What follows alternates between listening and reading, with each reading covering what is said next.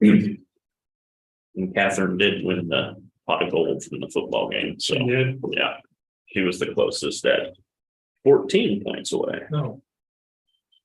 All right, we are live. Good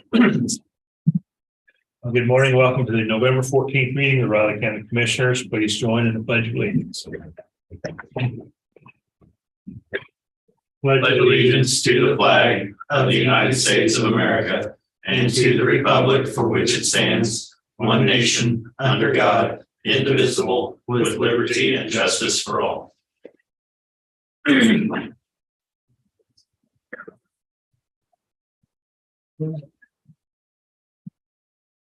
Comments? John, you're all. Oh man, I get to start first this time, huh? Change the pace.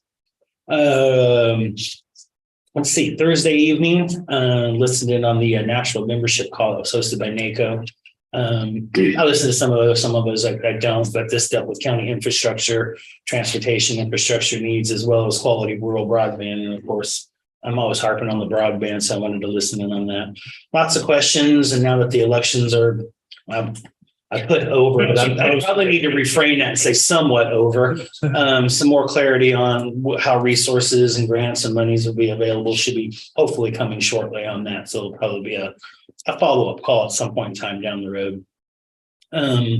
Friday morning, I attended the Veterans Day activities and events around town. Had a wonderful biscuits and gravy breakfast at the American Legion, followed by a ride through the parade downtown on the old fire engine #1 with other county and city officials.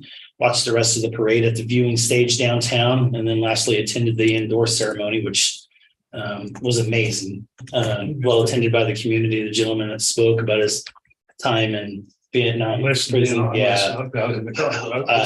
Just wow. Everybody, they've been discussing Flint Hills veterans, good one to line up, and they said this guy's amazing. Yeah. Real deal.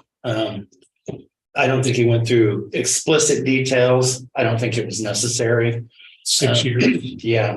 6 years in the POW. Yeah. I can't. And Hanoi. Yeah.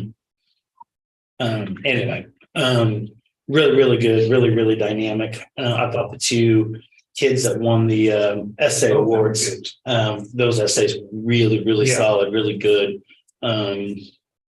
Gives you hope for the future sometimes, you know. I also had a pretty good dialogue with Commanding General John Meyer, who's right now back from Poland on a reprieve. Had a good conversation with him. Glad I was able to do that before he heads back to Eastern Europe here soon. Friday afternoon, I attended the groundbreaking ceremony for the $16 million phase 1 project at the Manhattan Area Technical School. Had a pretty good turnout for that as well.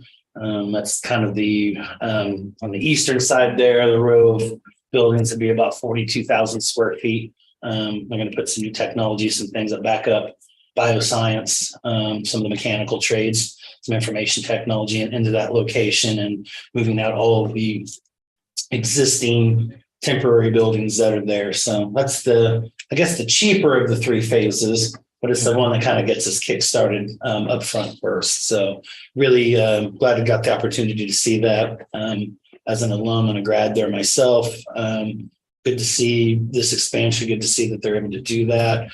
And I think it's going to have a really good impact to our area and region. So glad they were able to get started on that sooner rather than later.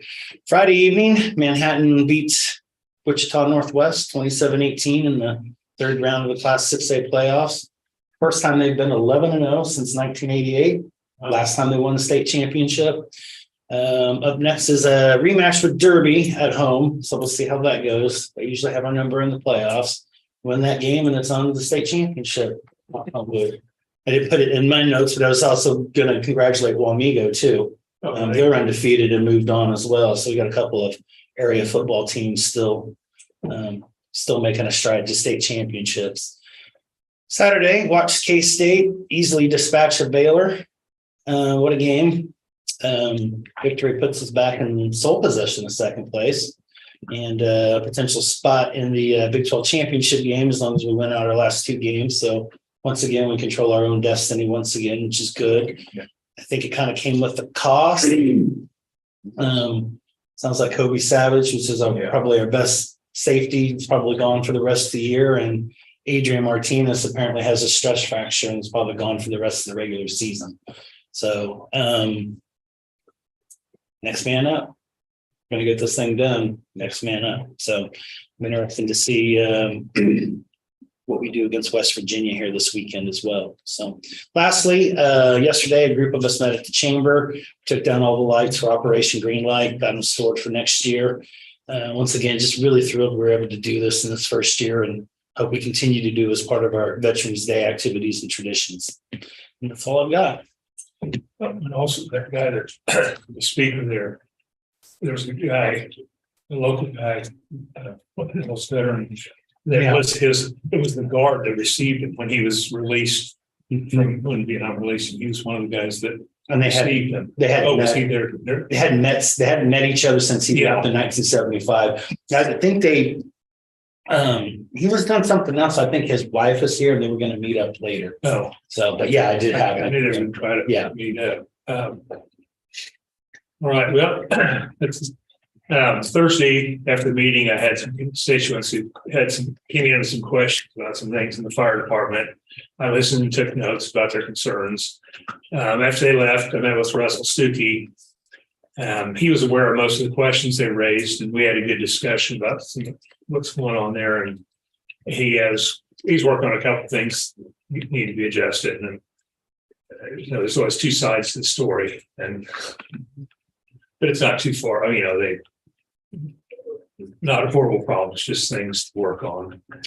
And then later, I went to John Ellerman about the Lakeside Heights sewer, Lakeside Heights sewer extension. I wanted to see the plans to see exactly what it was. He had a set of plans there, exactly what we are looking at, just to get a better idea on that. And talk about some other things in general over there. And Friday was Veterans Day Parade.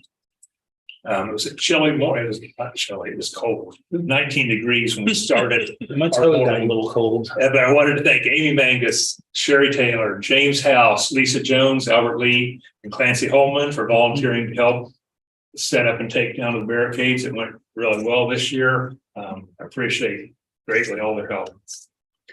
And then we mentioned K-State basketball and football had success this weekend. The streaming TV is such a mess. I can get on a rant about that. I didn't get to see the basketball game, but I did watch the football team take another step toward the Big 12 championship game. And that's what I've got. Okay, gentlemen, no business today. So any changes to the minutes? Yeah. Let me pull them up here. Number 13. Number 13.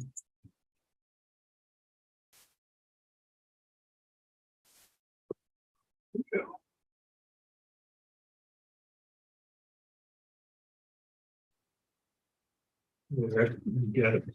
Yep, 13, you say? Yeah, 13, the lifetime thing. A couple of times you talk about the Neil, and it was Newell, Jeff Newell, Newell. Newell. Yeah, I couldn't quite hear him very well. I know him, so that's why I knew. Yeah, Newell. Yeah, 3 places there. And the other one was, I didn't think it was Edmonds, but I wasn't sure. I'm not sure what that name was. Hindenburger's right. Okay. I knew Jeff. Got it. All 3 of them. Yeah, okay. That's what I had. On that same page and same number, Rich, I've got one, just a typo. It's the, let's find it here, 5th line down, beginning, Cox stated the board could decided. Gotcha. Yeah, just decide. Yep. Obviously. That's it. Anything else, gentlemen? Okay, I'll make a motion that we approve the minutes as amended from the November 10th meeting of the Riley County Commission. I will second it. Been moved and seconded to approve the amended minutes of November 10th. All in favor? Aye. How the tentative agendas work, gentlemen? Okay. Any items for next week's press conference?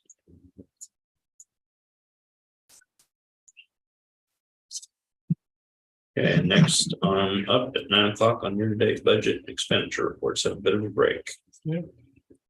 Already. Short openings.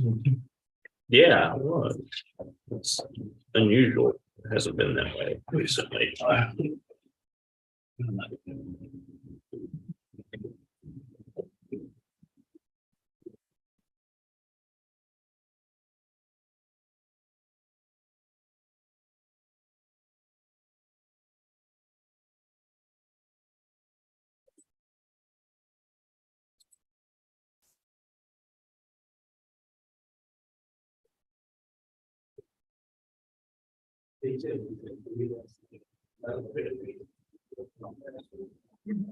Here's how much moisture we get. What kind of moisture we get? Yeah, Did you get to watch the game? I did. Wait, which game? Football, sorry. Yeah. Basketball too? I missed that one. I am gonna start watching basketball though. I gotta get myself trained on that, but.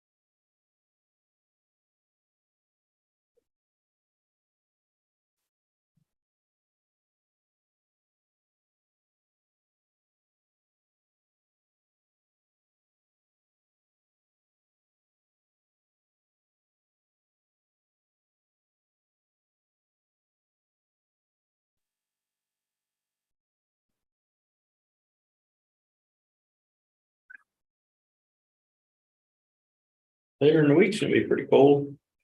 12 o'clock and 12 o'clock. 12 degrees for a low on Thursday. Yeah.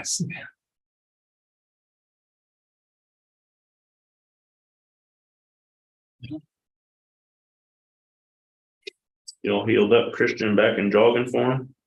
No? That's not good. Went for a few miles last home game. And that was the day of the game. I was done. What's your injury again? What was it?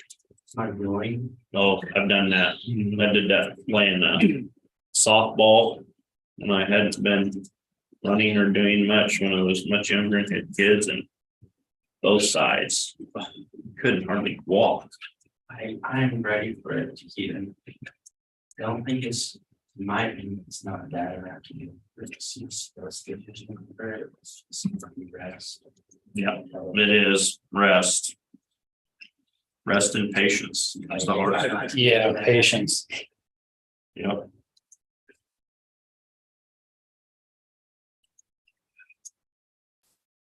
Yeah, it takes time on those injuries. I had never done that before.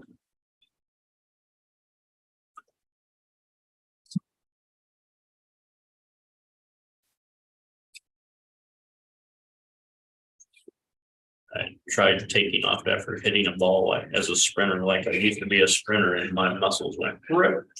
What do you think you're doing here? Not fun. That was painful. I literally could hardly walk.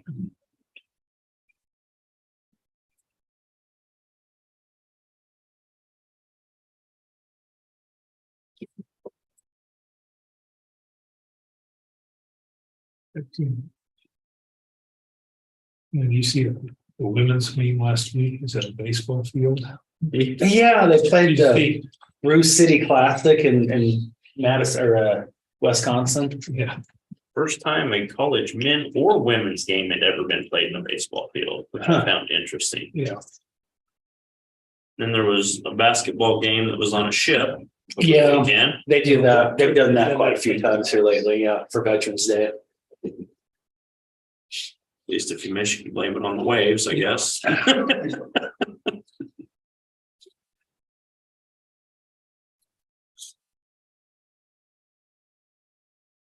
Yeah, that'd be interesting. Like you're playing basketball on a aircraft carrier. Yeah. That'd be different.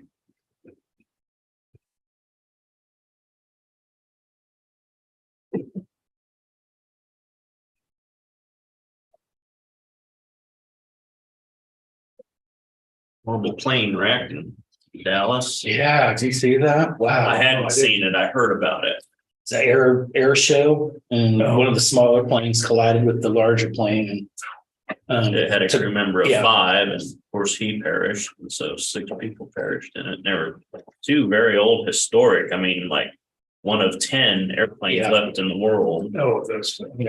There's an air show. Yeah, air show for Veterans Day, I guess. So that was a bad deal. Right. You see more and more of those. Bad deal. Had a bad accident out here on I-70. Heard that too. Didn't see pictures from it. Guy in the wrong lane.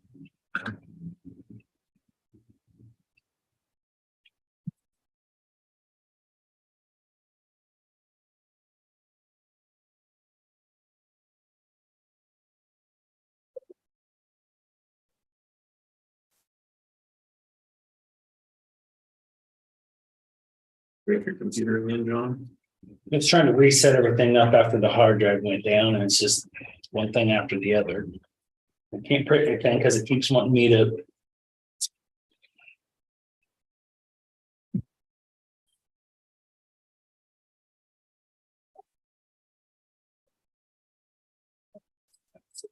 Yes. Window that was on it.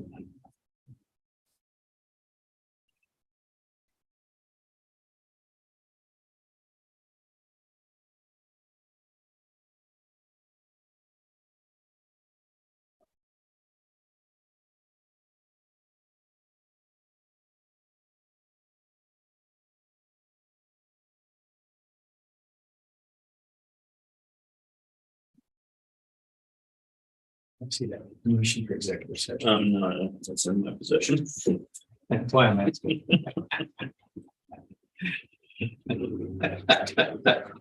That's 4 minutes. You bet.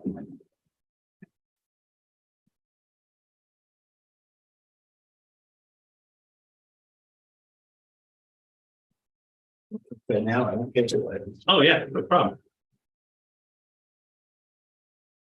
Next.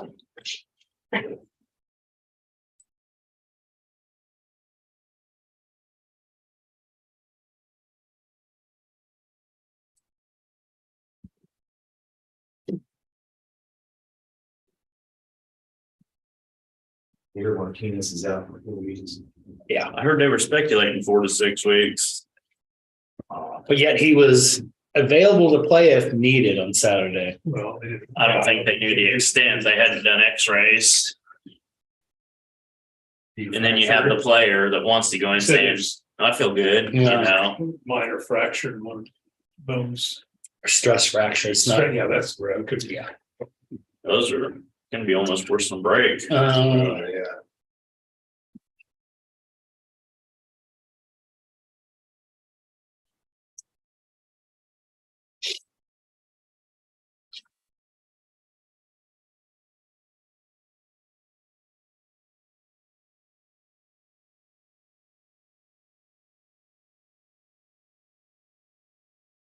He does better in the will.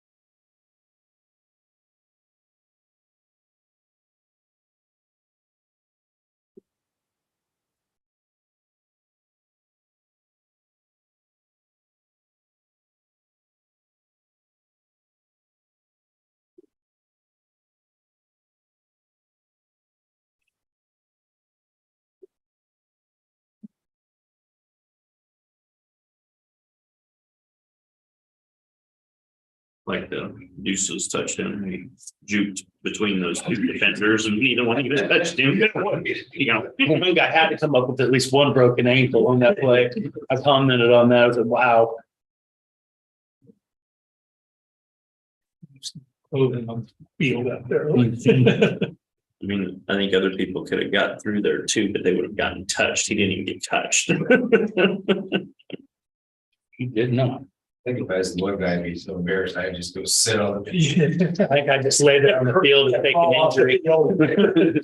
My ankle broke. Guarantee that's one that neither one of those looked up the jumbotron to re-see it.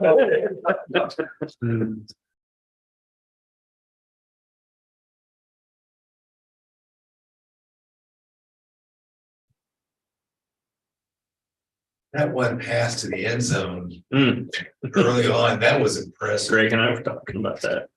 That was a bullet straight. Shouldn't have been thrown, but glad it was.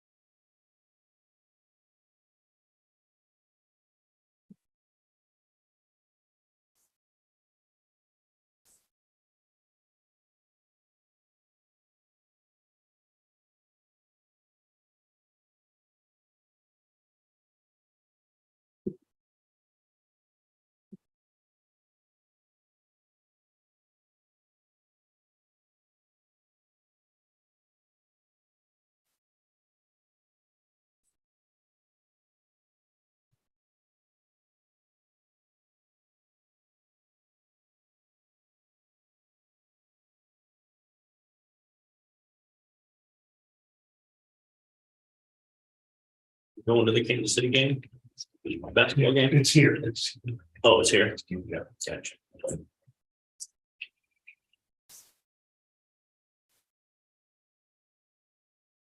Just now, West Virginia fired their AD this morning. Well, they did. Really?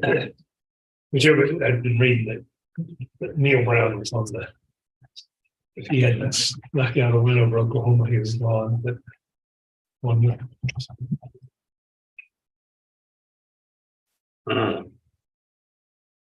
Morning, Catherine. Good morning. How are you? Good, how are you? Good, thank you. No, I had not heard that. I didn't know they were on the hot seats there. Yeah. There've been some stories, but the idea that Buckos Both. short, they're gonna be short timers, but this one says that they announced this morning.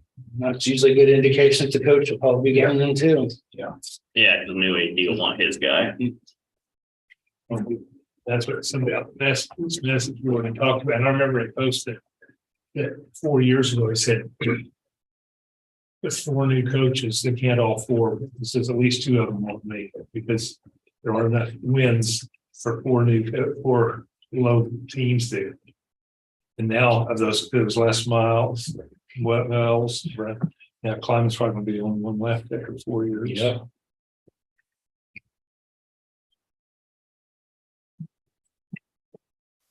They climb and stay. They climb and say. A lot of people worry about Iowa. Might want to go home. Oh, really? Well, yeah, their coach is on. Oh, their coach has been there for like 20 years. I know, but it's- Our AD will keep him here. No, that's what I think too. Our AD will keep him here. Yeah, but somebody was saying Big Ten has got, those schools have so much more money they can throw. I'd be curious to see who Nebraska gets. Yeah. This was like one of the KU days. Kate's got a good coach. They do. He's doing good with him. I'm worried about him. Yeah, he won't be there long. That's my guess.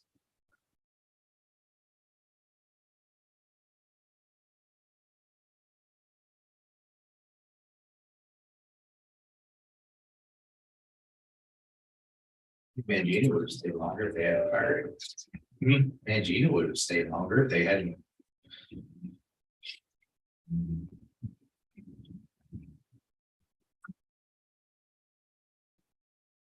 Ready, commissioners? Yeah. First report is the 2022 year-to-date wages and overtime compared to budget report. You can see in the upper right-hand corner, we're at 83.33% point in time of the year. That's just what we use as our gauge for that respective percentage on the right-hand column of this spreadsheet. Budgetarily, where departments are, just kind of gives us a snapshot in comparison. Of course, the one that's high that we always take our best guess at is the general service of separation of service. You know, there's a lot of county employees that are eligible for retirement. We take our best guess based on previous years. It just is what it is. People don't, employees don't always tell us when they're planning on retiring. So it is a high percentage. And then of course, the percentage of overtime is always a key one to look at, that center percentage column. Of course, highlighted in the bold is the EMS ambulance, but you have to remember that the overwhelming majority of that is budgeted overtime due to their 24/7 hour shifts.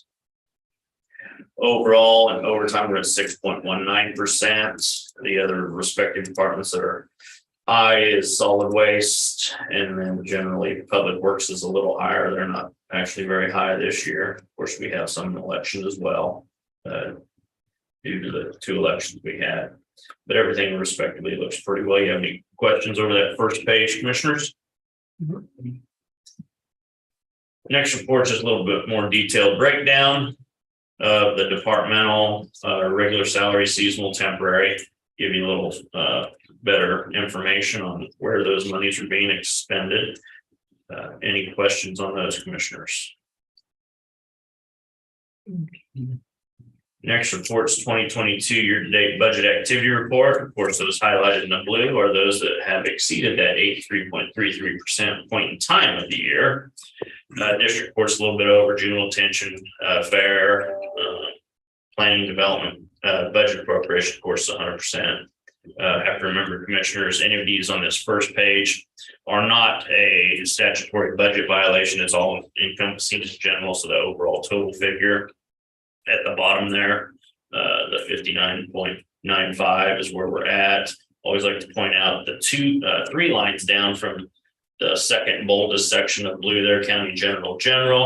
We're at 9.41%. Have to remember that's because we have that in excess of $3 million in budget stabilization in there. And that's when we always want to be low, because if it's high, then we've had a problem here locally, more than likely. Any questions on that first page, commissioners? Next page, health department, motor vehicle operations, Raleigh County Fire District capital outlay. Those are the ones that are exceeded that percentage at this point in time. Need to get a formula cleaned up on that PATF, but it is just a formula error there. Any of these, Daryl is currently keeping an eye on these funds. He's already got a budget amendment ready to present to the commissioners for funds we will be doing budget amendments on. Just in case, doesn't mean they'll necessarily go over, but just in case at the end of the year, because last minute we just can't exceed the budget. So we would like to be prepared for any last minute expenditures. Any questions on this second page here, commissioners? Next page are all enterprise funds, and enterprise funds derives all of their funding from those individuals that live in or own property within these benefit districts. So there are no general taxation dollars used here. You can see the one Beacon Creek Sewer is a little bit over that 83.33. Once again, Daryl's in contact with Julie on those, if any of those need budget amendments as well. Any questions on those?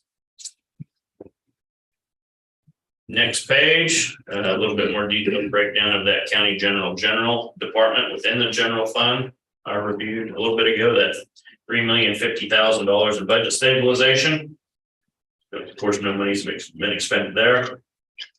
Also shows you on that county general separation of service, that personnel, that's what that is. There are no salaries or wages paid out of there. For working, it is only budgeted for separation of service. Any questions on that page, commissioners? Next pages are comparison of 2021 to 2022 expenditures. Just a little snapshot for commissioners to compare October to October of 21 and 22, and then also year to date through October of 21 and 22. Not always a great apples to apples comparison, but sometimes it just gives you a little snapshot. If you have any additional questions on why a department may have spent more or less than the previous year, anytime you'd like additional detailed information, let us know and we can print those reports for you. Any questions on these spreadsheets, commissioners? Next sheet. See. RCPD expenses paid by Riley County. These, of course, commissioners, except for the budget appropriation amount at the very bottom, all of these and other expenditures are expenditures that only Riley County as a public entity is the only public entity that contributes any funding for this. And that's by state statute of the consolidated law enforcement. We're responsible for all building and facilities and inmate medical costs. You can see all of those there. I like this next page here, a little bit better snapshot comparison year to year, 2016 through 2022.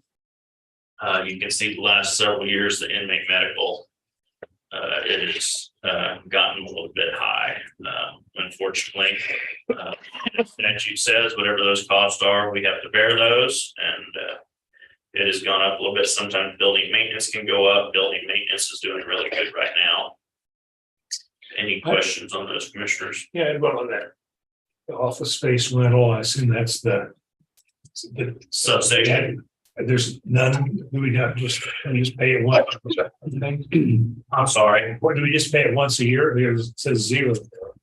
Actually, see, it looks like it got put up in office supplies is what it looks like to me.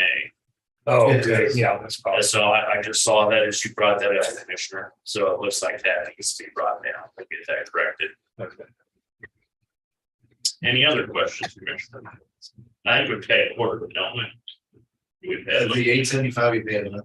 on, yeah, So yeah, 875 for 10 months, that's what that And would be. on that landlord has always given us a great deal. He sees it as a public service. I mean, of course, wants to cover his costs, but he has been very reasonable on, increasing rents and does it very infrequently and not very much at a time. So it's been a great partnership with that landlord. Any other questions on that page, Commissioners? Next, RCPD offsite inmate medical expenditures paid by Advanced Correctional Healthcare, who is our third-party vendor to provide inmate medical services with a nurse there as well. That way we have trained medical professionals providing that service. Been a huge benefit compared to when we didn't have that decades ago by now. You can see we have exceeded our pool balance. We're now at a negative 343. Once again, directly attributed to those higher than anticipated medical costs and just One hospital yeah, had somebody else that had a problem that would put. yeah. And you can see our ADPs up as well, which contributes to that at 115. So all those contributing factors, but like I said, once again, that's what our contract's based on, but ultimately we are responsible for those medical costs and we do cover those. Any questions on that, Commissioners?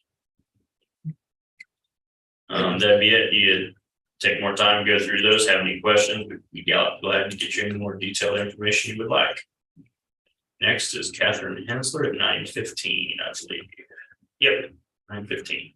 If you remember, they updated Advanced Medical, their software a few months ago. No.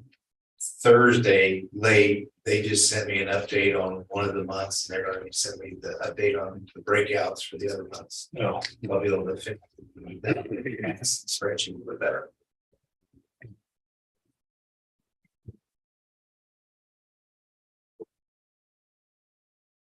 It's like anytime you have a new software, you have to figure it out. Yeah, so yeah, technology is great. Yeah, it works. The product always makes perfect sense to the people selling it to us.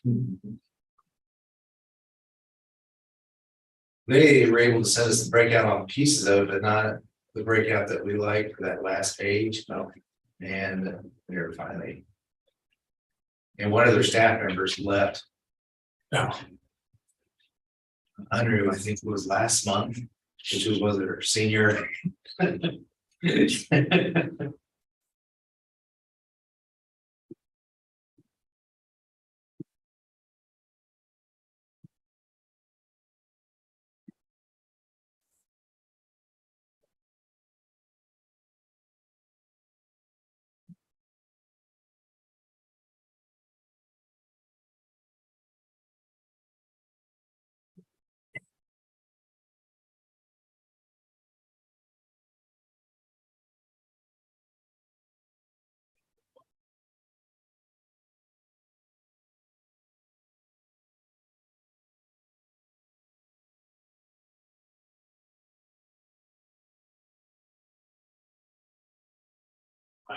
Good. Especially before we get into the busy, crazy holiday season. That's starting from Thanksgiving. It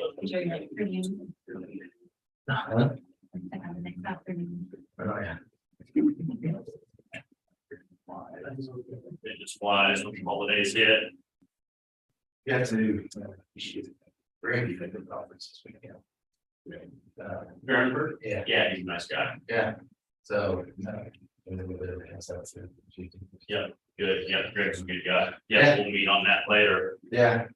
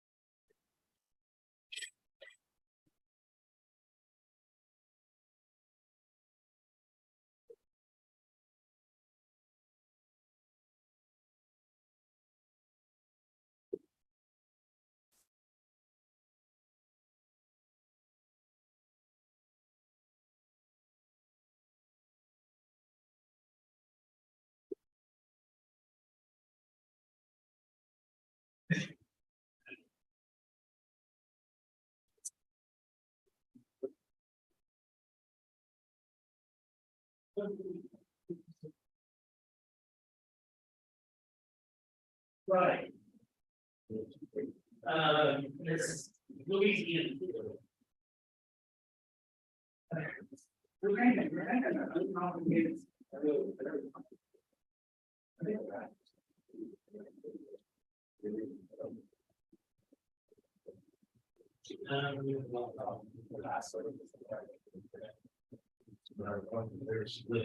No.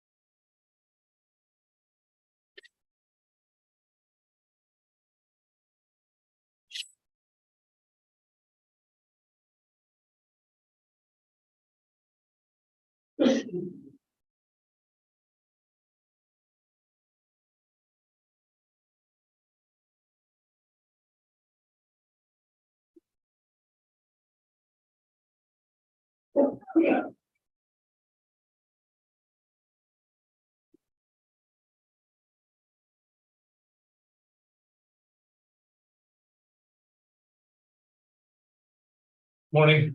How are you?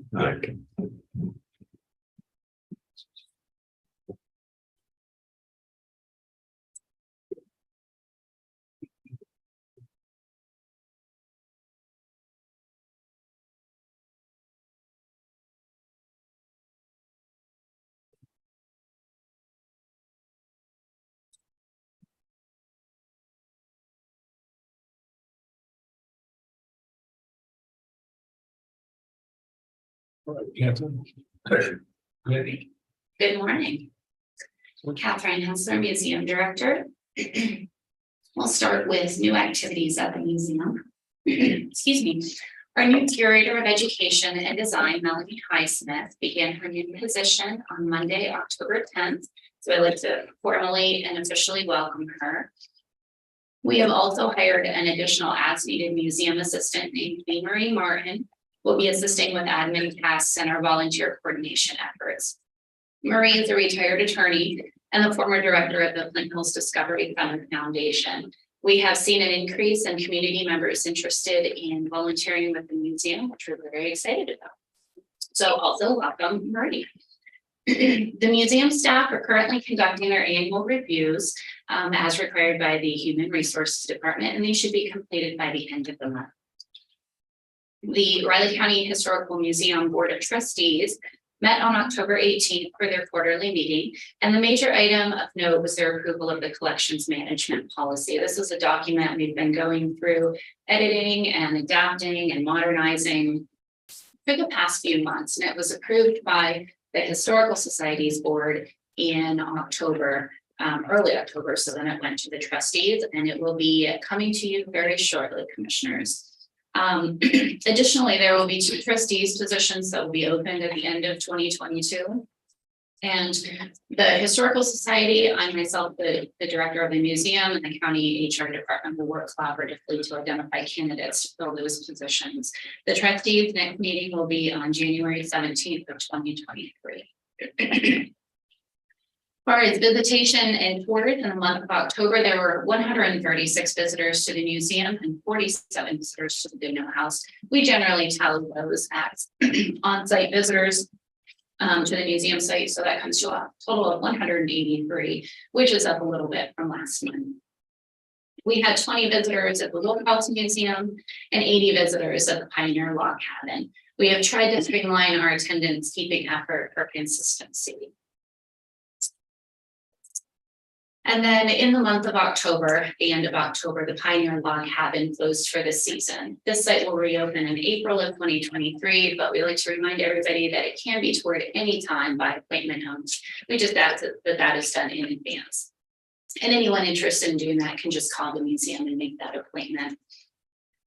As far as education and outreach, I and the new Riley County Historical Society board member, Alana Parker, as you remember, she was our former curator. The Historical Society asked that she join their board, so she is now one of their board members. She and I participated in the K-Man in Focus segment on Monday, October 17th, and we discussed the recent historic Sunset Cemetery walking tour that we hosted on the 22nd. We just talked about the event, some of the historical figures that we would cover, and the process of how the walking tour went. And so just as a quick recap to how the program went, we limited the number of participants to 60 people and all spots were filled. So we're very happy with that.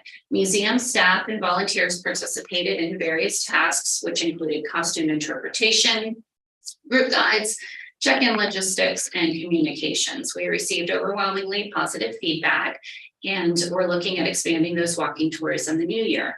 The tour was offered free of charge. We will continue doing that at this time, but we also are looking to other opportunities, maybe not just cemetery walking tours, but downtown historical district walking tours or other areas of interest. And last month, our educational outreach programs were provided to the Riley County Senior Center, the Solar Kiwanis Club, the Riley County Genealogical Society, Meadowlark, NARFE, which is the National Association of Retired Federal Employees, and Stony Brook. And then board member Alana Parker and our new curator, Melanie Highsmith, provided a presentation on the Underground Railroad at the Riley County Extension Office's annual meeting that was held on November 3rd. Curator Highsmith also installed 2 temporary exhibits over the past few weeks. Sorry about that typo in there. One is at the county office annex building lobby and showcases holiday shopping in the downtown historic Manhattan Business District. And excuse me, and the other is in the Riley County Courthouse, and it's about the history of the Kansas state flower, the sunflower. And we received some content and guidance from the county's Noxious Weeds Department head, Mike Bowler. So thank you, Mike. We appreciate your help on that. The museum staff, which included the directors and the 3 curators, attended the annual Kansas Museum Association's conference in Topeka last week, November 7th through the 9th. And then tomorrow night, the museum staff and the Riley County Historical Society Board of Directors will be partnering with the Manhattan-Riley County Preservation Alliance and the City of Manhattan's Historic Resources Board to host a biannual Historic Preservation Summit. Tomorrow night at 6:45, it'll be held at the Manhattan Public Library. The program is free and open to the public, and our organization has been promoting the event, and we will be providing brief comments as part of the program. The presenters are going to be Christopher Fine, Michael Brogan, Rex Fowles, and Coley Lind, and the topics will be centered around mid-century modern resources in our community and the endangered Docking State Office building in Topeka. And then lastly, a group of approximately 18 students studying public memory and public space and rhetoric and civic life with Professor Alex McVeigh visited the Goodnow House on Thursday, November 3rd. As I mentioned above, the collections management policy was presented to the museum's Board of Trustees at their October 18th meeting. It was approved and it will be presented to you commissioners shortly. And during the last month, we had 6 new donations, and that totaled 167 individual items. Those are being processed at this time.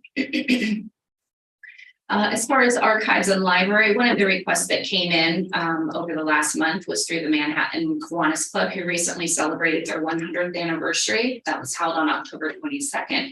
We provided content for their exhibit, and they invited us. So both me and the curator of Archives and Library, Linda Glasgow, were in attendance. In addition, since I've written this request and submitted it, we've had two exciting research requests coming in. One is through the Riley County Police Department, and the other is through one of the local business people who are looking into the preservation project of the Warren Hotel, or the Warren Theater, excuse me.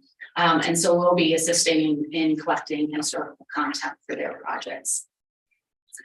No major issues are noted with the museum facility and grounds for the month of October, which is great. The society, however, do have quite a few repairs that we need to conduct with their historic structures that are off-site, as well as on-site. So those include the Hartford House and the Goodman as well. And further details will be listed just below in section 8 with the Historical Society. So I mentioned Alana Parker earlier. She has moved over to the Society's Board of Directors, but they have also set up a new position. It's a part-time contract position. It'll be called the Contract Historic Site Manager. You've probably heard me bring up a number of times the number of repairs that need to be done on the Society's historic buildings. And it's just far more than what our current staff at the museum can manage. And so the Society, because they own those buildings, they have set up and voted to approve a new position, and Alana was the right fit for this. So she'll be shifting over, she'll be leaving the board at the end of the year, and she'll be shifting over to this contract position. The position is fully funded by the Historical Society, and we will not utilize any county funding. Ms. Parker is going to begin this appointment on January 3rd, 2023. And the contract is set up to be limited to 1 year. It may be renewed based upon the need and the approval of the Riley County Historical Society's Board of Directors, but it will be under review at the end of each year.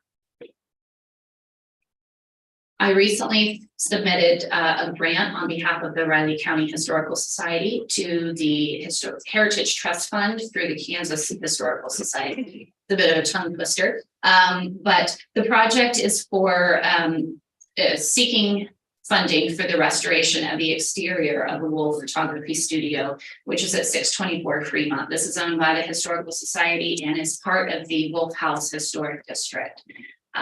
The first phase of restoration is the exterior. There are going to be 5 total phases of restoration. And this phase is estimated at $34,409.10. The great thing with this grant, if they approve it, it will cover 80% reimbursable, and the society will be responsible for 20%, which they've already budgeted for and have set aside. So we look forward to finding out their decision, which will occur in February. If it is approved, we'll begin to jump into that project right away. If not, we will seek additional funding elsewhere.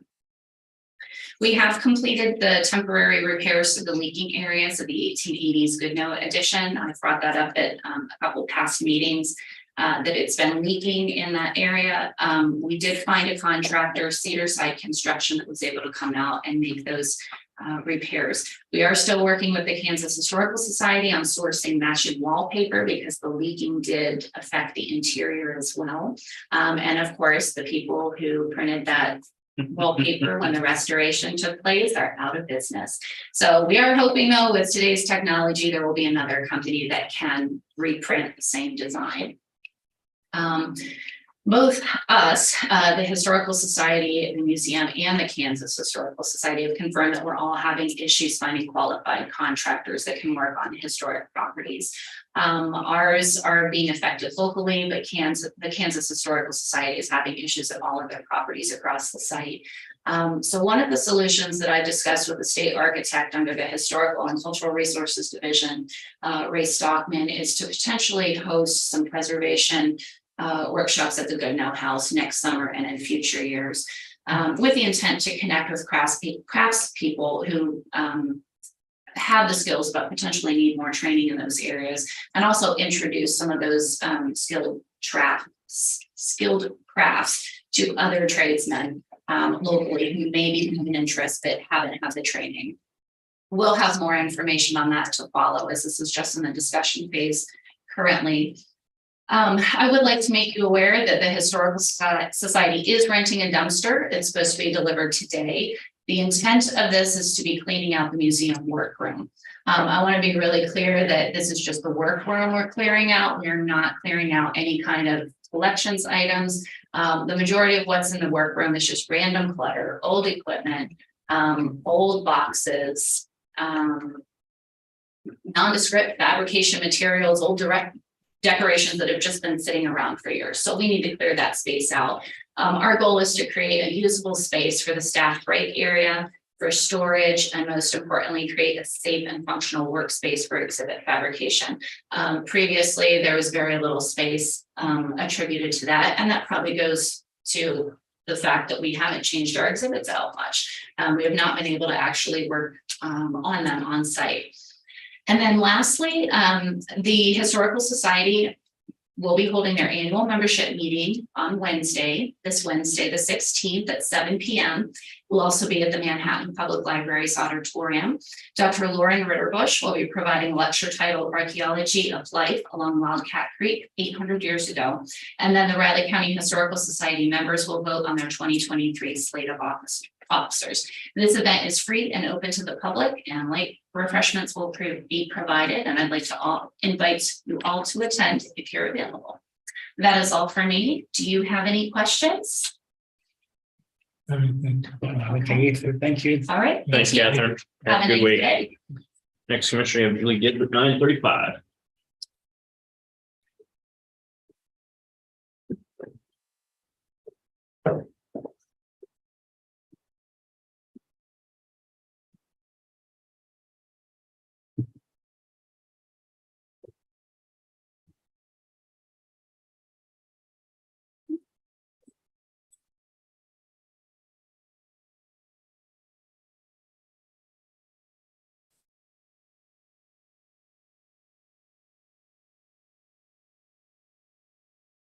Have a nice afternoon. You too.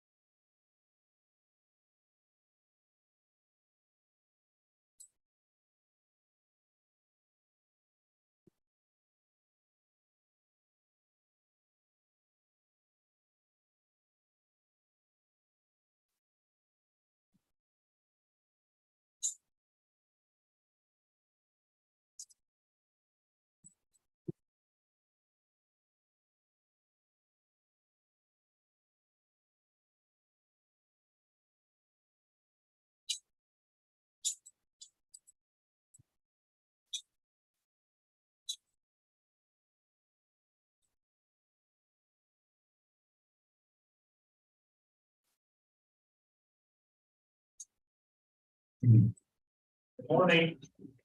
I know.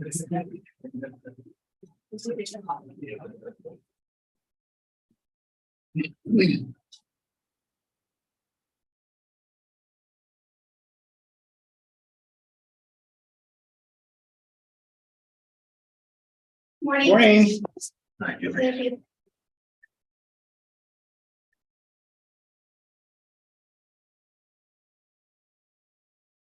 it raining or doing anything outside yet? Not yet. I found some of this pollen and stuff.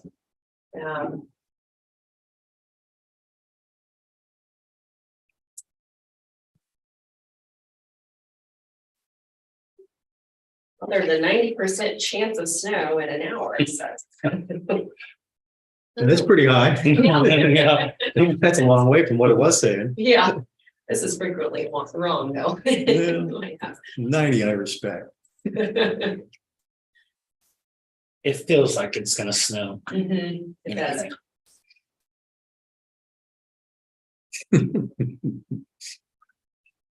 Sound like good news, Christian? I am doing a hunting story for Saturday. I think I will be outside all afternoon. Oh. Well, if you got some coveralls, some long johns, some other things. I need to go home. Now's the time to do it. Personal figure locally is anytime it's 50% or over, it's gonna happen. Yeah, Because I mean, that generally, but if it's anything, if it's below 50. yeah. Hardly ever happens. 90's impressive. That's pretty, yeah. We might get something.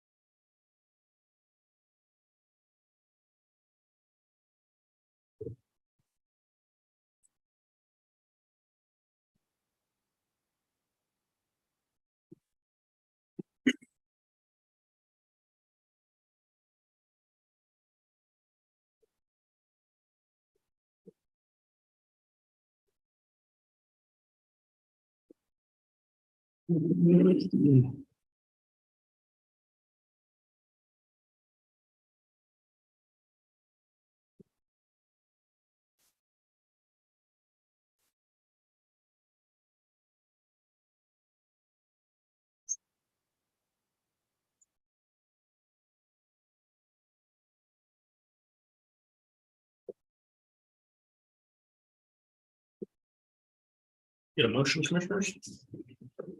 Make a motion that we recess as the Board of County Commission and reconvene as a Board of County Health. I'll second. Been moved and seconded to recess as the Board of County Commissioners and convene as Board of Health. All in favor? Aye. All right, good morning. Good morning. Morning. Here with my monthly update. So looking back on the month of October, Shelley has provided the budget to actual for you, and these are the explanations. She did make it a little bigger this time, so you can hopefully see the numbers. And they're the explanations the same as it usually is for revenues and expenses, usually due to timing of payments or because something wasn't budgeted for, like our contact tracers. Except it isn't. We didn't get that, but she. Oh, it's not in there. Oh, not at all. Okay, I'll email it to you right after this. I'm sorry. That's why you're looking at me weird. I just actually assumed it was done. So yeah. Yeah, Okay. no, I'll email it to you. Okay. Yeah, it should be in there. So I'll move on to updates then. Start with the MCH program. They did hold 6 Becoming a Mom classes in the month of October with a total of 59 participants. 2 were Spanish speaking.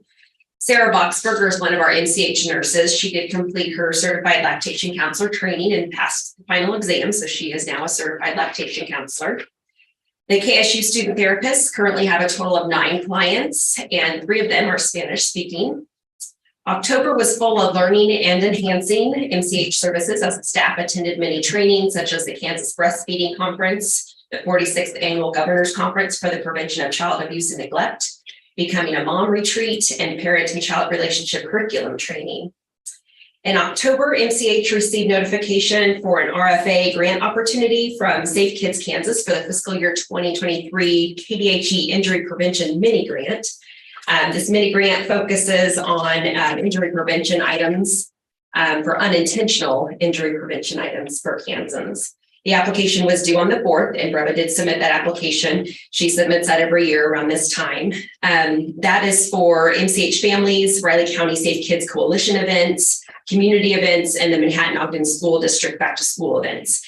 Safety items include cabinet and drawer latches, door lid covers, carbon monoxide and smoke alarms, medication lock boxes, baby gates, reflective zipper pulls, educational materials, and display items. Applicants will be given their award if awarded in fiscal year 2023. And it's usually a small amount. She usually asks for about 4,500 or 5,000 for that. I think it has to be, the max is 5,000. We've gotten the whole ask before. There's been other years that we've gotten partial ask or none at all. So you just never know what to expect. Any questions on the MCH program? Okay, moving on to clinic updates. Clinic has been very busy. They've performed more than 20 remote flu vaccine clinics along with giving the COVID booster. So I provided you with some numbers here. Actually, Jacob provided you with some numbers here. We delivered a total of 1,184 flu vaccines and 1,093 COVID vaccines since October 1st. We are getting ready for our family planning site visit this Thursday, the 17th. So they will spend a few hours with Terry, our nurse practitioner, viewing some of her appointments, and they'll also go over paperwork and policies and procedures with us as well, make sure that everything's up to date. We did have an increase of 680 visits this year versus last year. So I've asked the clinic to pull some numbers from October 1 of 2021 until March of 2022, when we started our walk-in clinic in March. We had a total of 1,023 total visits. That same time period, March 1 through November 1, we had 1,705 for a difference of 680 people. So I have asked the clinics to dig a little further into that number to determine what those visits were for exactly, and also to compare that to pre-pandemic, because we want to see where that number is compared to pre-pandemic as well. Okay, moving on to WIC updates. They did complete their biannual state evaluation with no issues. They passed with flying colors. We were excited for that. October was a busy month for them with almost 2,500 total clients. They have seen an overall 13.8% increase in their caseload from September 21 through September 22, compared to the statewide increase of 4.5%. WIC submitted their 2023 nutrition services plan. Their goals include improving on screening, referrals, and follow-up on potential developmental delays. Outreach for the month of October is always busy with piggybacking on Halloween events throughout the community. WIC staff attended the Fort Riley Resources Fair, Irwin Army Hospital Trick or Treat event, the KSU Homecoming Parade, and the Wamigo Trunk or Treat event. So you can see some of the pictures from some of the fun events that they attended here. Moving on to childcare licensing, they are currently investigating 12 complaints. Total in the month of October, between complaints and initials and other visits, they had 28 total visits for that month. I have provided the chart here showing you the different counties and the differences down at the bottom. So we did have 2 new openings in Riley County, as well as 2 new openings in Clay County. Unfortunately, we did have a closure in a facility in Geary County and Potawatomi County. And these were not forced closures by KDHE. It was facility decided. So.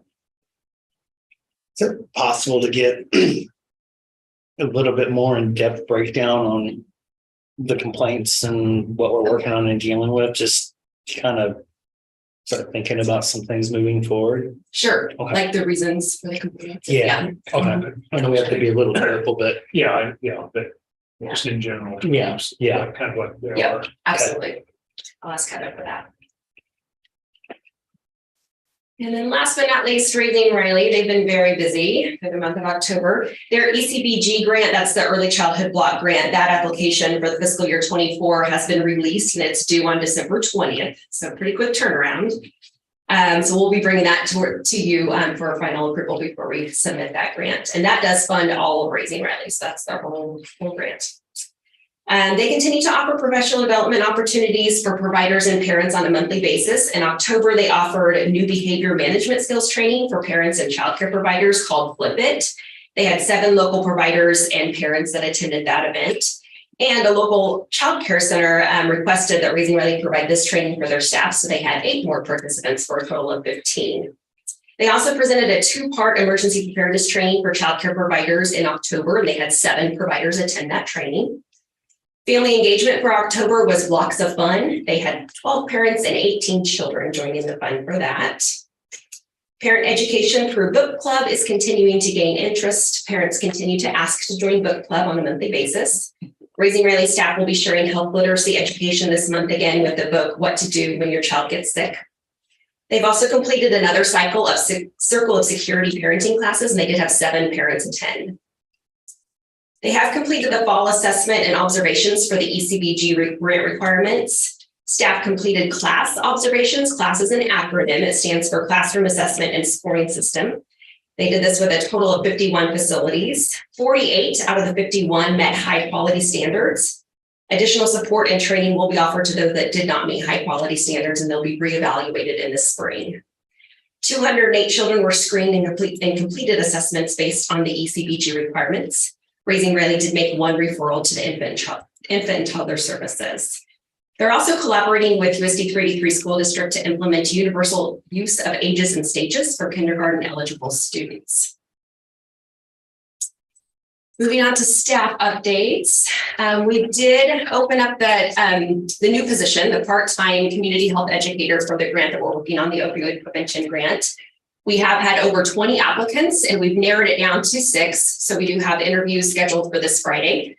The search committee includes myself. We have Shanika Rose, our health educator, Skylar Derman, our FEP coordinator, and then we have Leslie Campbell, Potawatomi Health Department Director, and Charles Martinez, Geary County Health Department Director, joining us. So it was a chore to try to get all of us on the same day, but we were able to schedule something for this Friday. So hopefully this individual will be able to start toward the beginning of December, and this will be through August of 2023. And then we do have a number of quality improvement projects. So I wanted to highlight one. I did bring handouts for you. There's more information on here. Thank you. So we started our quality improvement committee when we decided to become accredited. This is part of our accreditation process. So Shanika, our health educator and accreditation specialist, leads up this committee. So each program has a representative that sits on that quality improvement committee, and they each have to have a different program or a different project that they're completing. So the project has to be a current issue within their program. They have to have goals that they would like to reach, a timeline, and then of course outcomes.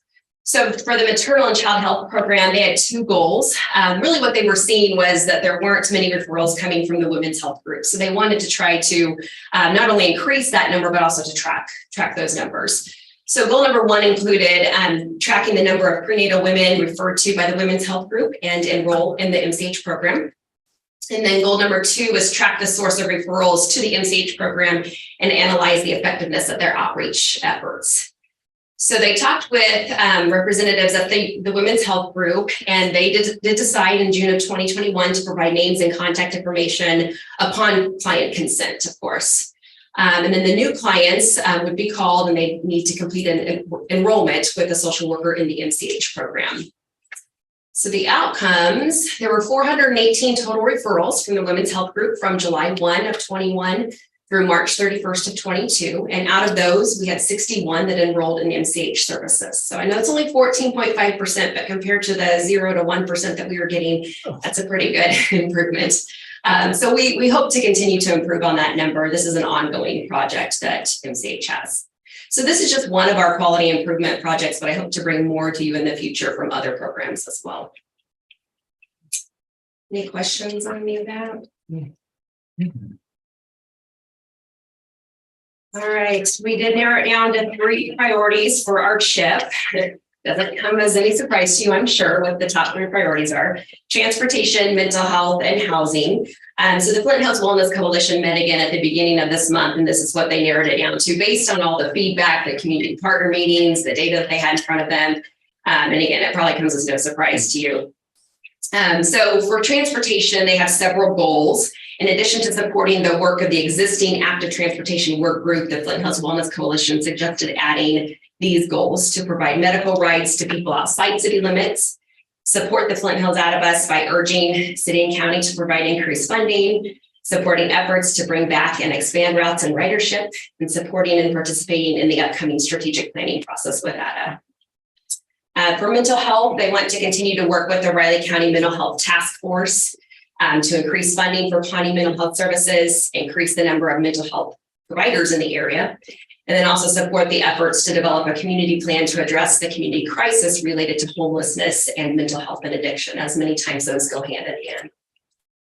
And then for housing, their goals include support efforts to ensure that affordable, safe housing is available in our community, especially for older adults, support recommendations of the recently adopted housing market analysis, and follow the work and assist with the efforts of the Workforce Housing Steering Committee once it's established.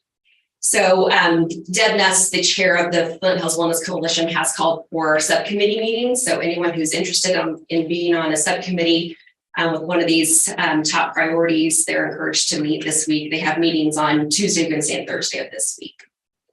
So a lot of work to be done, and we're not going to make it perfect, but we can only work to improve the system. And then the final CHIP will probably be done at the end of this month or early next month. We'll have that available for you. We do have some upcoming events. So Shanika Rose, our health educator, is also part of MARPC. MARPC is the Manhattan Area Risk Prevention Coalition. They have a grant that funds activities related to drug and alcohol prevention for youth.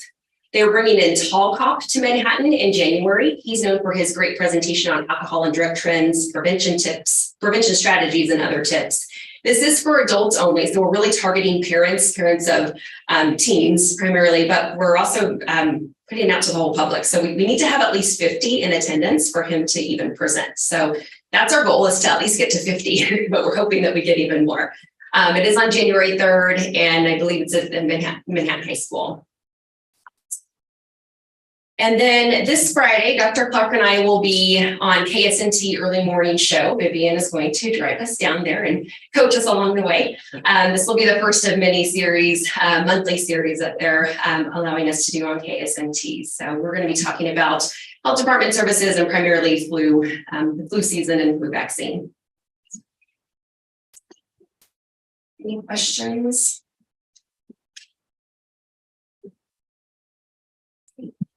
I don't have anything. Okay. No, we're good. So I will do the budget to actual, and I'll ask Heather about complaints. Okay. And then I'll move on. My next item is approval of the amended Public Health Advisory Council bylaws. These have not been touched for a while, and you all know that the FAC exists to support the vision of the Riley County Health Department, and they represent Riley County. This is a group of members that advocate for the health of the community. We currently have 6 members on the council, so we're still trying to recruit more. The bylaws have not been amended since 2016. So the current council has reviewed those bylaws, and they've made one change in Article 5 to read, council members shall not be subordinate to one another. Additional council members can be related, but shall be added as a non-voting member. Instead of what was previously there, council members shall not be related to each other or subordinate to one another. So this minor change was made due to potential conflict of interest. They still wanted relatives to be able to sit on the council, but not as a voting member. So if a new relative is coming on, they won't be able to vote on issues until their family member rotates off, if that makes sense.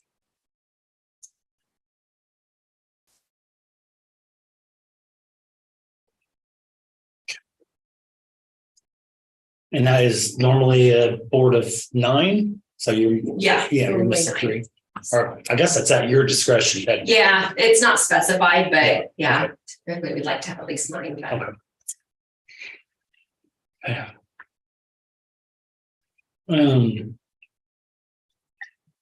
I guess my question would be, how many times is there a vote necessary on an item or an issue?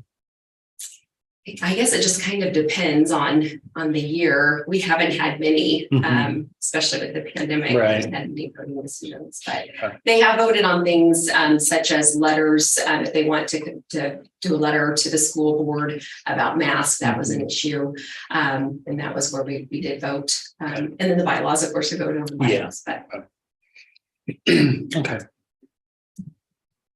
That makes pretty good sense, probably considering. So I'll go ahead and make a motion that the Board of Health approve the amended Public Health Advisory Council bylaws as listed in the card.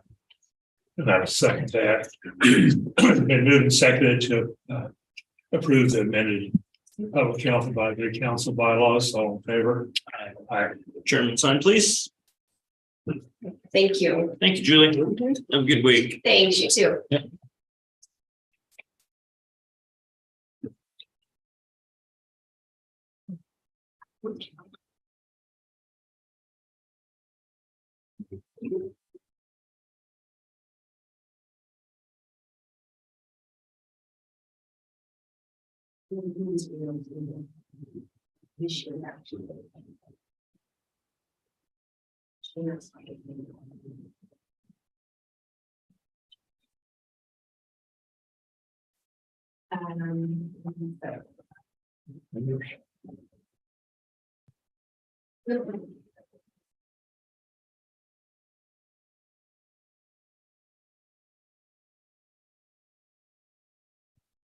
Thank you. Go ahead and also make a motion that we recess as the Board of County Health and reconvene as the Board of County Commission. I'll second it. Been moved and seconded to recess as the Board of County, or recess as the Board of Health and reconvene as the Board of County Commissioners. All in favor? Aye. Aye. Next commissioner, you have John Ellen at 10:10. Have a little break.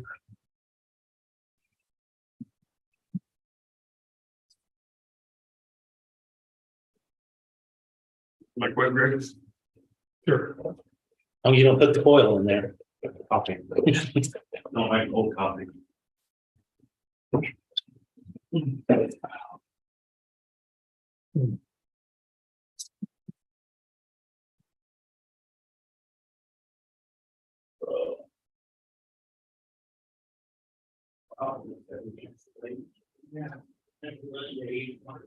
Yeah.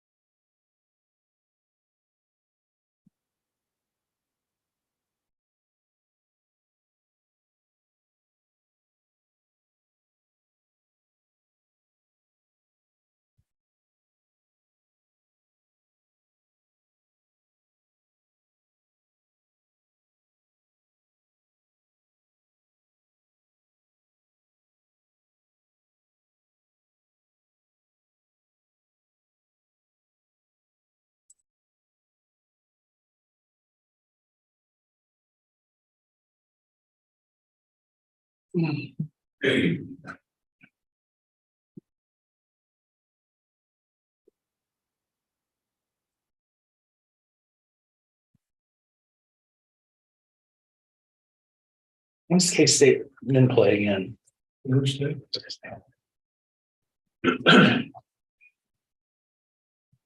Kansas City comes in, Yeah, KC. their official can't, and it's still, you know, still looks weird when you see it Kansas City. Yeah. It's, UMKC, we always call right? it UMKC. Yeah. It's-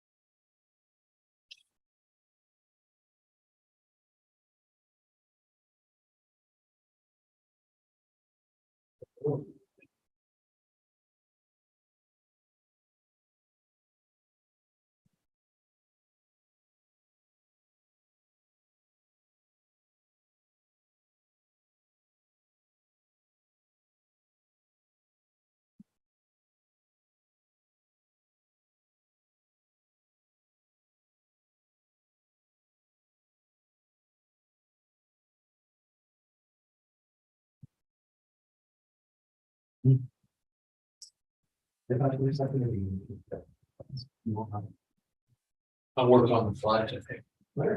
Take my chances. Good deal. And hey.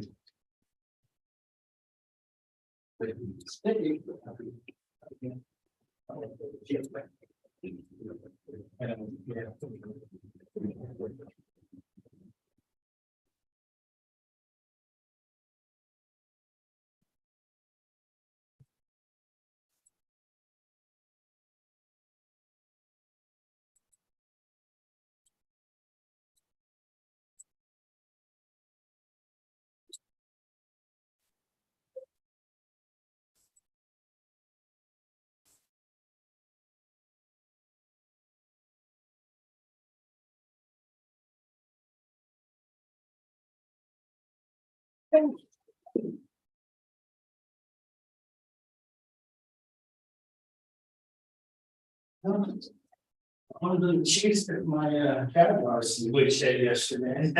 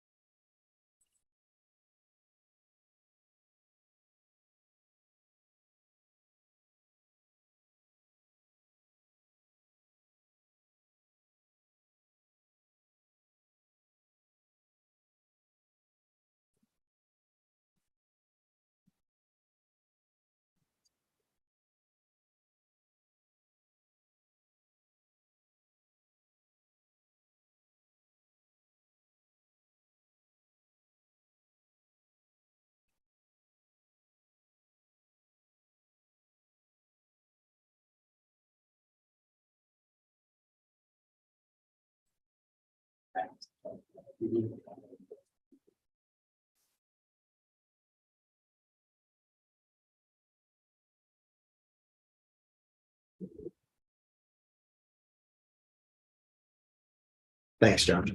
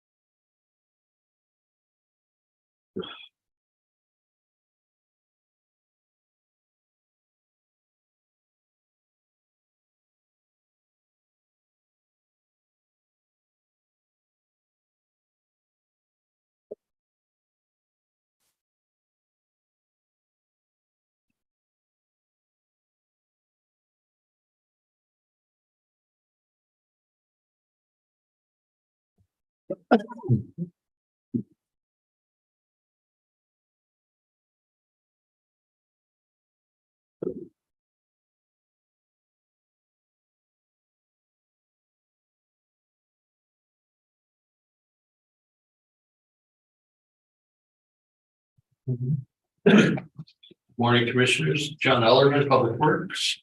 Today we're looking at my monthly project update. Some of these have not been a whole lot of movement on. Or at least not big movements. I think we're getting closer to some of these bridges getting easements. And once we do, we're getting that much closer to setting up bid dates for them.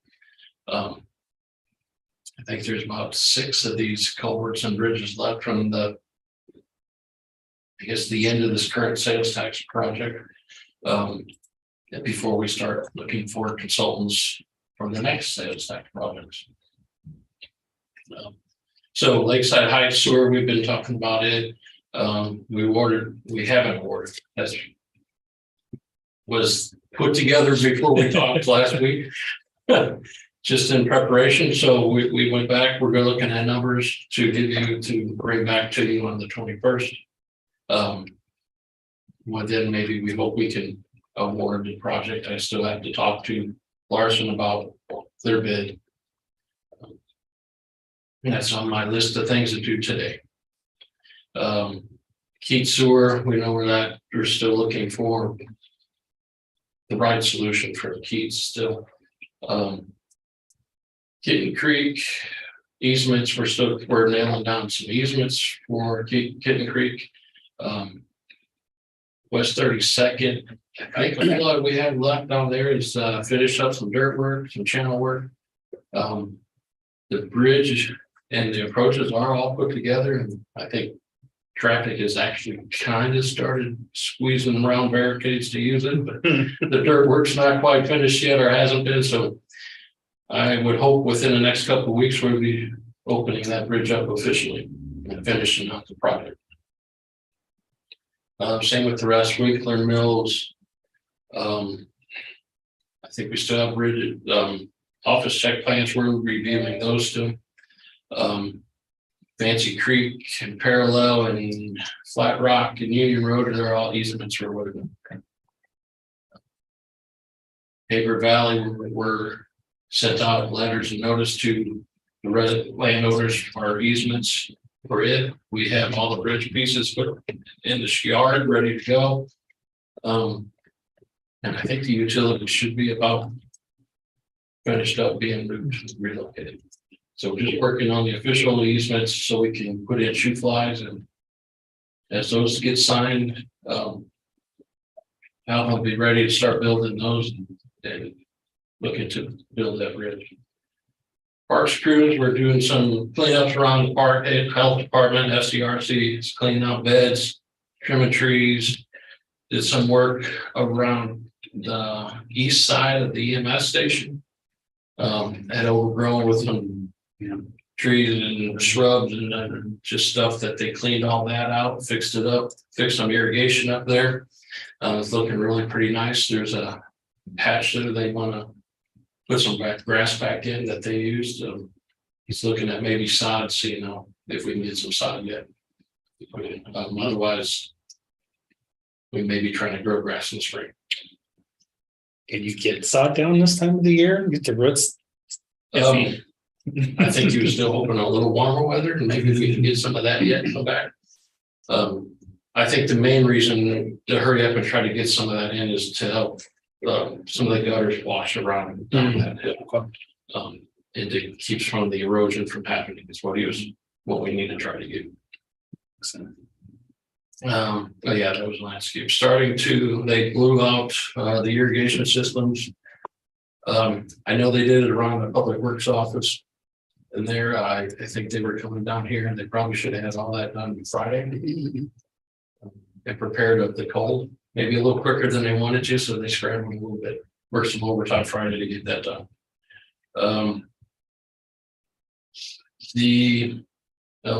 From the storm where the power lines blew over, and the trucks were in there fixing all that power, they seeded up and fixed up some of that areas where they were coming in there. And damaged the grass up there. Operations, road and bridge crew. All the repairs to our buildings have been completed. The garage doors, the roofs and the sidings and stuff that we had. I think Michael said his shop is on order, or his shed. The only thing we have left is that there's a shade shelter at the rodeo arena that we're still waiting on that cover to be put back on.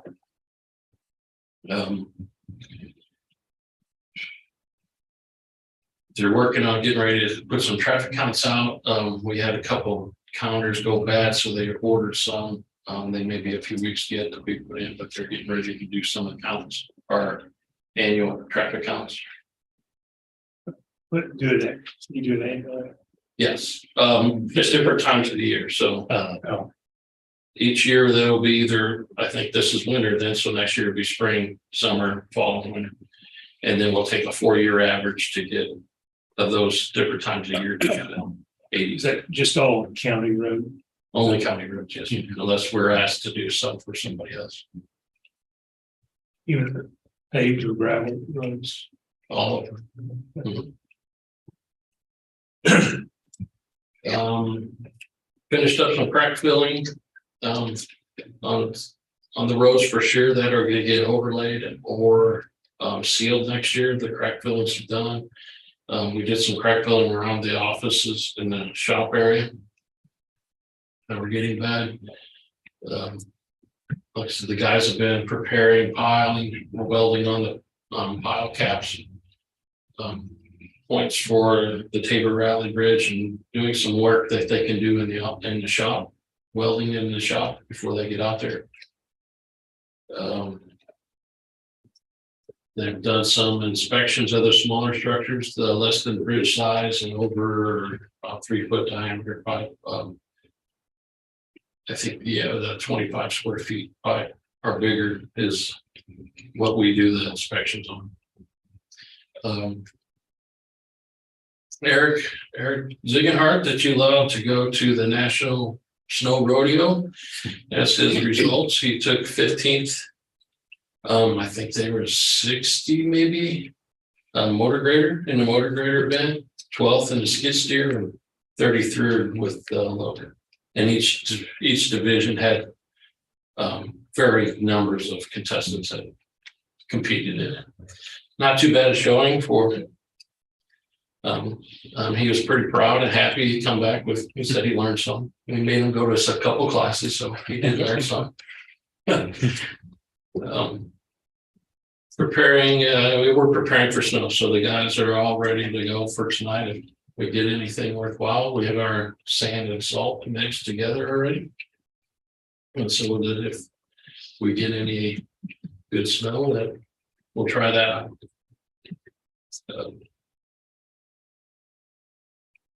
Other work that's been going on, of course, the public safety headquarters, Arch Images is working on, gave us a sample preliminary floor plans that we've been discussing the last few days on what works best for David and Russell. And now we get into the fun stuff. Just back and watch them to hash things out. I say sounds like this. It's been a little interesting, but I think they're working on an agreement, so that's good until we get some of that done. Of course, we have the CMAR request for qualifications discussion Thursday. I hope to have a request for proposal to send out. Try to, when I get it finished, I'll email it to you before that meeting, so you know what the next step is. What we're going to ask them for, and that's when we'll get into financials and fees and a little bit more. We are working on securing geotech work for the headquarters station to get an idea what the soils and stuff are there, so we can put a building up that doesn't fall. North County Station, Anderson and I started to work on floor plans. I've started to rehash the entrance permit with KDOT. And once we get some site drawings from Anderson and I can start sending that in, the permit in to build our entrance. University Park Treatment Plant Lagoon design work has started. We visit with the committee board up there tomorrow to look at some sites, potential sites for lagoon. Could have picked a better day, I think, but last week when we picked it, it was still fairly nice. And, so that happens tomorrow. We are scheduling or kind of tentatively scheduled the end of November, 1st of December, an inspection of the water tower. That seems to happen about every 5 years, and we're right about the 5-year mark for that. Open positions, facility and ground tech position. David just made an offer to our summer intern or summer help. So he's going to accept the job until he gets shipped off to, I don't know, Army or, yeah. So he's going to start working full time in the next pay period. We have I lost my place here. Engineering tech still, but we do have an interview Wednesday for it. We're holding on to the purchasing agent. We do have a couple people filling in on that position right now until we redo job description of it in the couple other positions that we're working on. The traffic control tech, I think Alvin's looking at interviewing somebody for it. And after the elections, we lost our as needed security officer, and we'll be starting to actually, that's next on the list is to ask for permission to rehire that position. Windows that were broken out back in May at the Pawnee Mental Health Building are now installed. So we're finished with that project. And Friday, the window at the treasurer's office and a couple at Carnegie are now fixed too.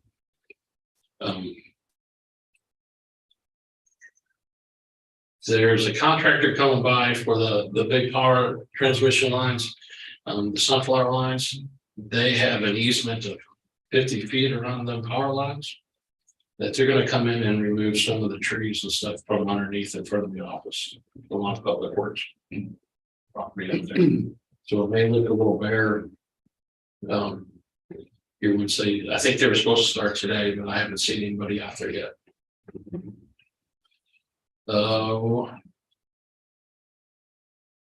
Julie's been working with court to replace carpet and one of the courtrooms that has kind of started buckling and coming up. And so in order to keep people from tripping over that, we're working on picking a pattern and trying to get that scheduled in there. And the FCRC has a flooring project that Julie had some grant money she was able to use for it.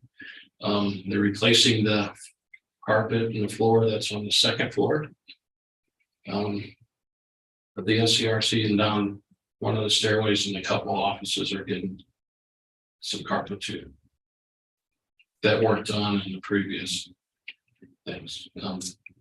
I said that's all grant money she found to do that with, so that's why that's being done. And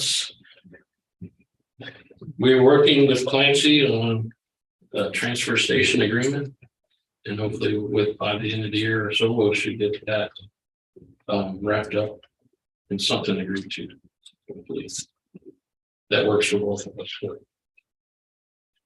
Any questions? I know I'm probably forgetting something, but sure try to answer anything you have on your mind. Yes. Two big things I think it's important. Let the commission on public safety headquarters regarding the boring drilling. They are analyzing whether it'd be beneficial to have the EOC in the basement, i.e. meaning you would just have one floor above ground, because EOC, inclement weather, tornado may be beneficial, and they believe the soil may be good. So that may be one potential recommended change. And then the commission's still going to need to decide on that third floor. Agreed. Yep. if there's anything else big like that, but those are a couple of bigger items. Yeah, thanks, John. Appreciate it. Thank you.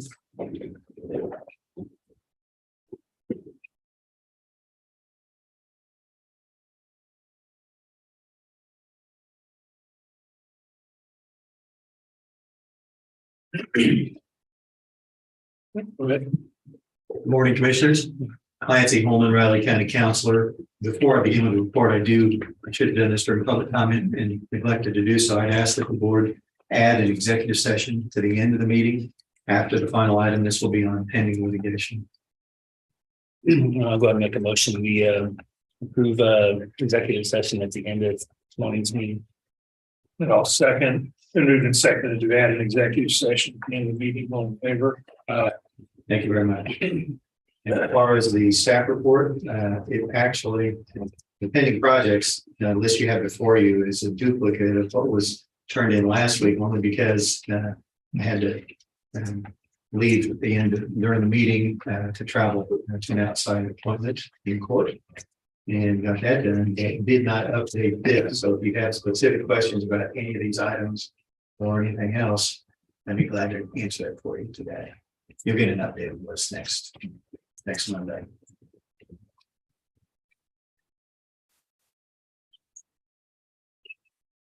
And if you have nothing, I will move on to the commission agenda report with the documents for purchase.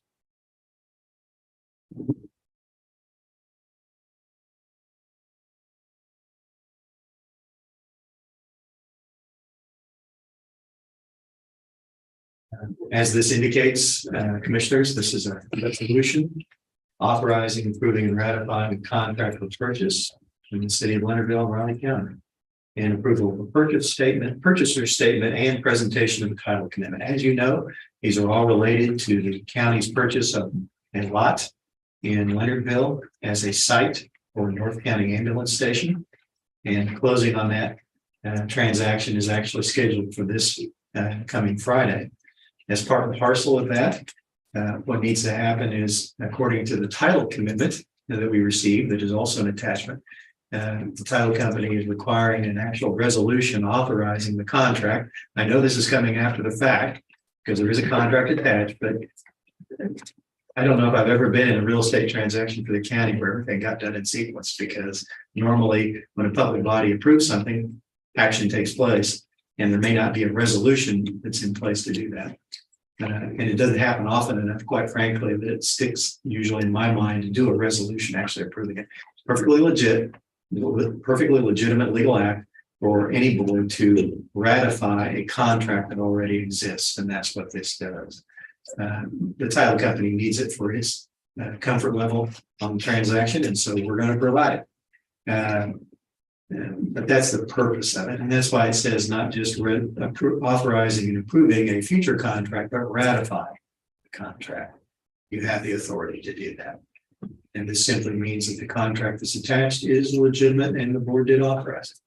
There's also approval of a purchaser statement. That will only require, resolution is actually for any commissioners who are present for signature of you two commissioners.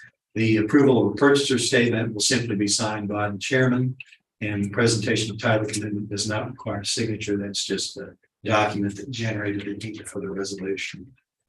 As in any real estate transaction, there's more things to be filled out than you can imagine. Fiscal impact is $8,000 and change.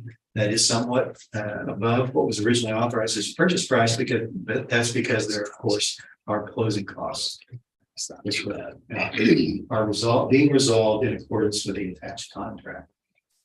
Once again, I would be, if you find these things acceptable, I would just ask for the motions, or one of the motions that's set out there in the possible motions.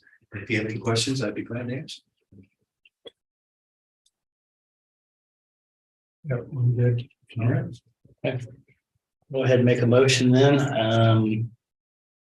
Approving and authorizing and ratifying a contract for the purchase between the city of Leonardville and Riley County. Approval of a purchase or statement and presentation of title commitment. And I'll second. And I'll second that. It's been moved and seconded to approve, sign the resolution authorization for the purchase. And sign the purchase statement as presented. All in favor? Aye. Aye. Thank you, John. Both of you sign the first one, and Chair signs the last.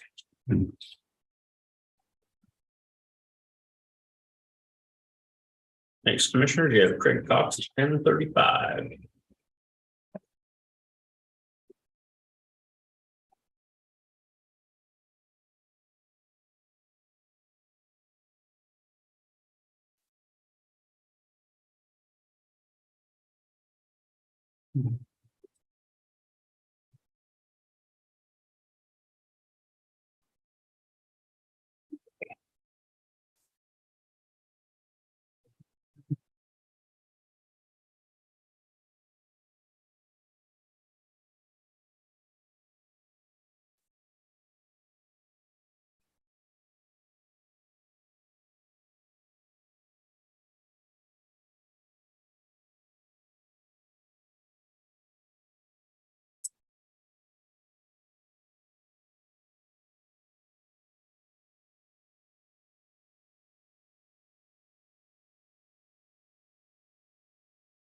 Thank you.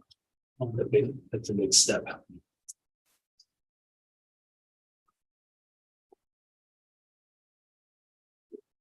So you get stuck yellow tabs there today. There is a pretty good stack of those today. Make sure your pen's full of ink.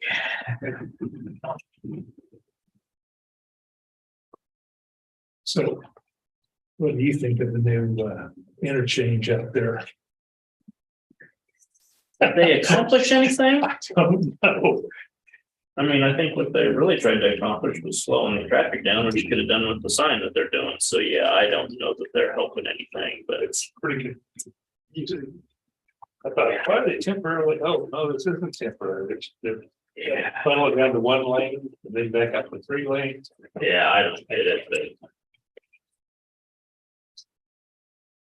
Some engineer figured it out. Smart guys did that. It looked like to me I they're can't trying to see shorten when up not the smart the guys. merging lanes and trying to give a little bit more space in there, because it seems to be where we're having the accidents at. And the other door didn't give any more space. That's, No. they narrowed everything down. I think the narrowing It's the slow people reduces the down. speed. It also removes that through traffic. That extra lane of through traffic that was being hidden behind other traffic trying to turn. Lining that up. I mean, that was the idea behind it all. Yeah. And it's temporary until what, 24 when they start the roundabout work. And it'll be interesting, because the way I understand it, they're gonna do both of them at the same time. And close, close the highway between the two. Oh, really? Oh, Yeah. really? Yes. You have to go down such out or a different way to get where. We're gonna put all that traffic back on to Marlette for a while, basically is what it is. Yes, it's what will happen. Yeah.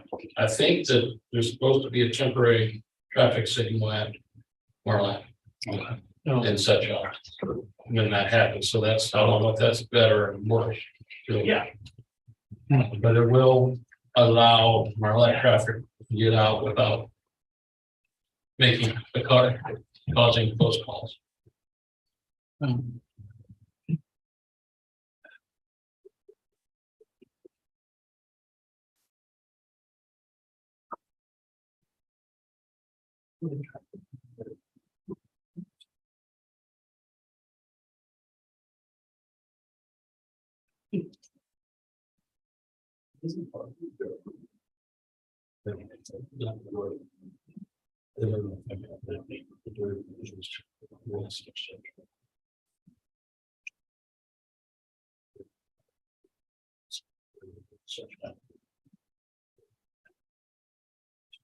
see.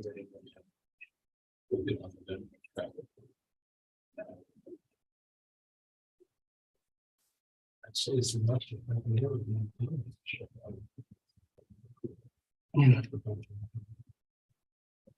It's much of not.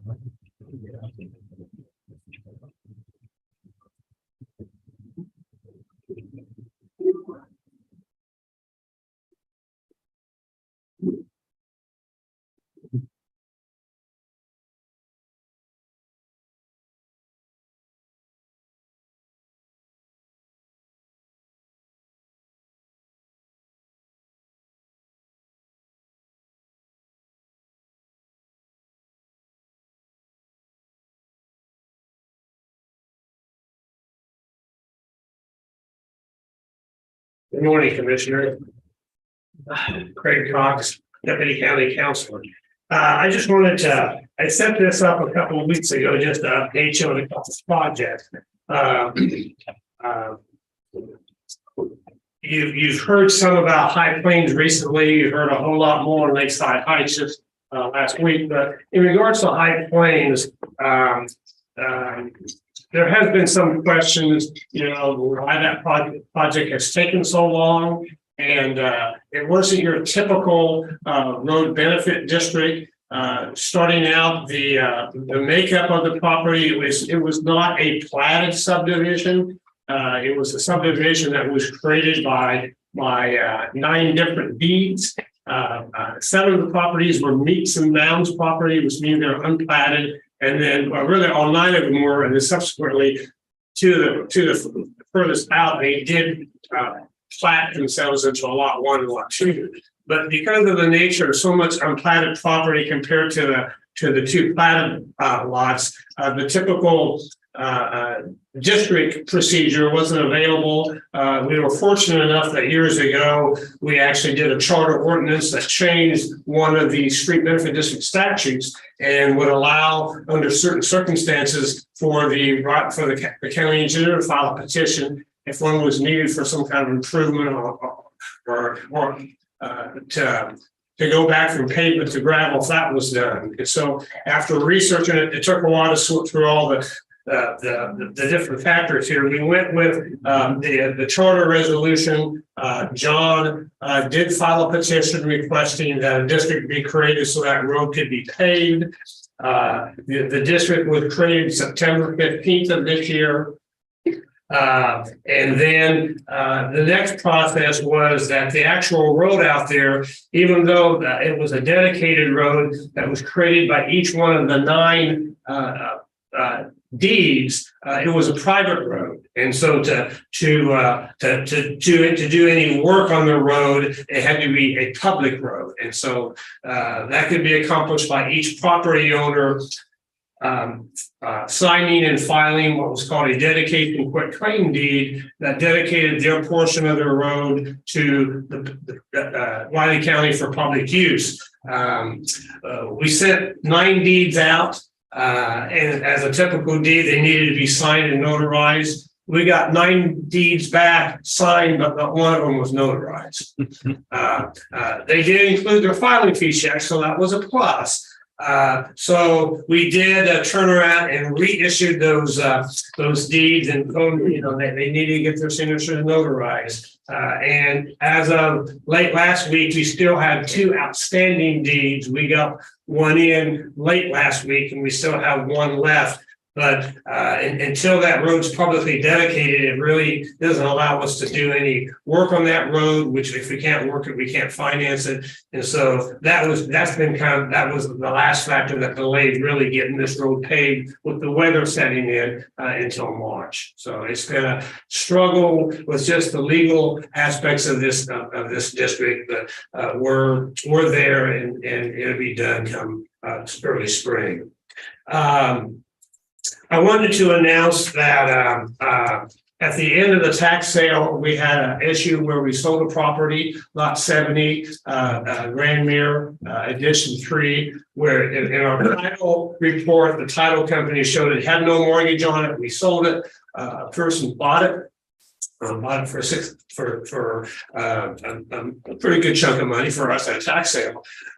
He did some work on it, had it surveyed, met some requirements of the HOA out there, incurred some costs, and then at that point in time went into his bank to do the financing and found out that just by coincidence, his bank was the bank that had the prior mortgage on the property. And they said, well, you don't own this, we got a mortgage on it. And so that's when we found out about it. We set aside the sale to him. And by doing that, we reimbursed him his purchase cost, purchase price, and all his expenses. the reimbursing his purchase price was a wash for us. That was his money. We gave it back. He had incurred $1,086.78 in expenses, and so we paid that to him. We reached out, I'll say that's being diplomatic, we reached out to the title company. We were notified late last week that they're paying us our expenses. So I just wanted to let you know that we've got that matter resolved, and that's a good thing. Wait, when you say our expenses, is that our expenses including the $1,000 or so dollars? Yeah, I mean, I say, he paid, the purchase price was refunded, that was a wash to us, so we gave him money back, and then, yeah, I mean, they're reimburse us all the expenses, which is $1,086.70. So anything that we had to reimburse him for his costs, we're getting reimbursed. Are we getting reimbursed for the staff time it's taken to work on this post? I don't know how we charge for staff time. At least we got them to cover their error. So Mhm. that's good. Yeah.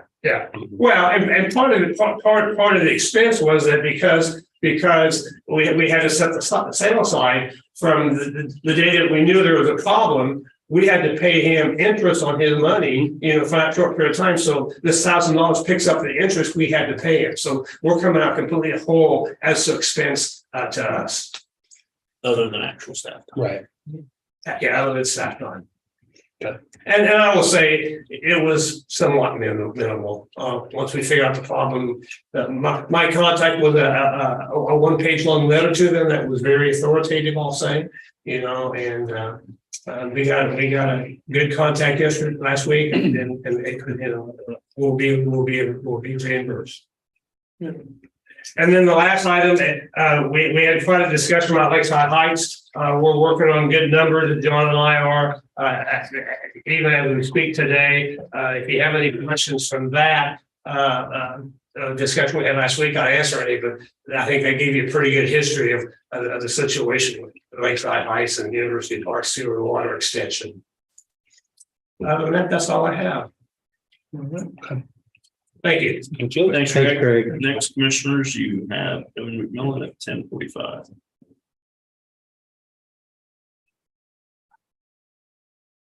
Yeah.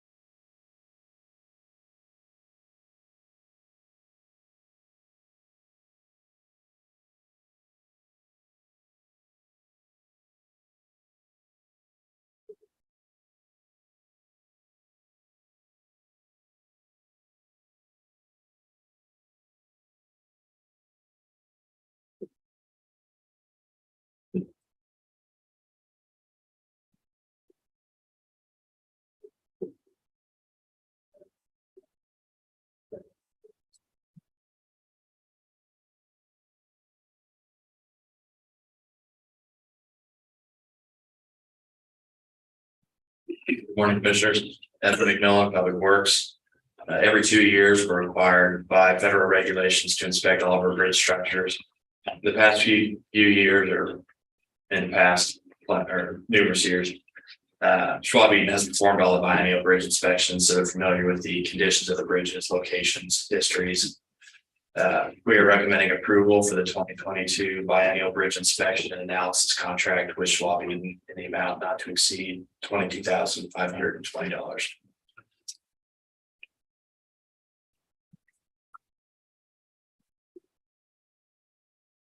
This didn't do Riley County, but it did several other counties. In the eighties, when this first thing was set up, I did several. And I worked at Schwab Eaton then. Oh, yeah.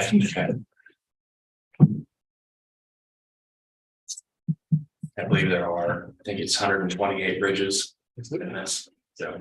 quite a I few. know I did Marshall, Nemaha, Donovan, some of Pot County and some else down south, some of the county.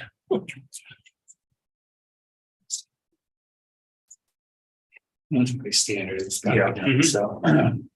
So I'll go ahead and move to approve the contract with Schwab Eaton for the 2022 biennial bridge inspection program in the amount of $22,520. No, second. It's been moved and seconded to approve the contract with Schwab Eaton for the 2022 biennial bridge inspection. All in favor? Aye.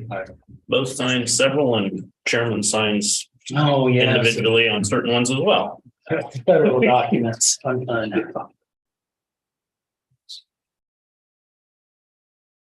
Thanks, Evan. Next question, 1105 is Bill Allen.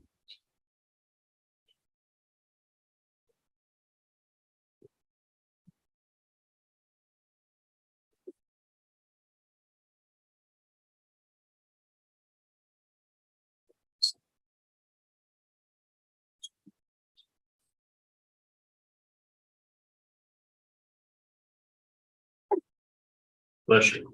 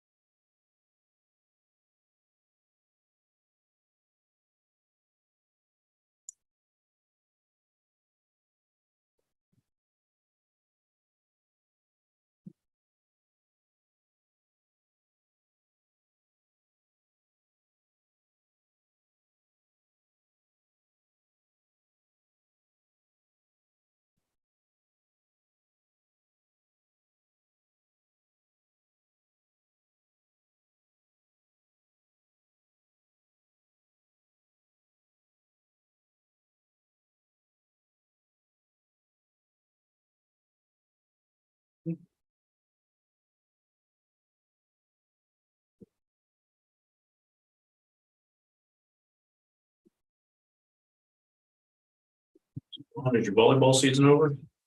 Yep, they finished up Friday. They lost Friday afternoon. I guess. It went around 16 inside of the crap. He actually got to play quite a bit that game, so we were impressed. Not sure why it could change, but those girls from replaced wasn't playing that bad. My guess is he's looking at it for next year to start on varsity and maybe give her some time. I don't know. Good. It's fun to watch. Yeah. Nice surprise. I guess we went in there just to cheer the team and she got in and how you doing? I know her. Yeah, they did. A couple of them girls walked away with some pretty good awards. She got an academic award from KCAC. Good. Which kind of even surprised her. She didn't know she had the grades to get that. But their middle. The senior that's a middle, she broke hill record, blocking record. I think there was something else she had going on too. She got all player of the year for Casey Hudson. Good, And a couple of other girls got second team. good. Yeah, makes it fun.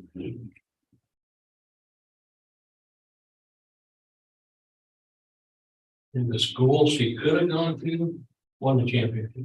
No. Could have done. Which school was that? Kansas Westland. Oh, I think they had one more game. I think we go there. Travel on a state for I'm gonna think that's good. Yeah. Go back through it a second. thank you.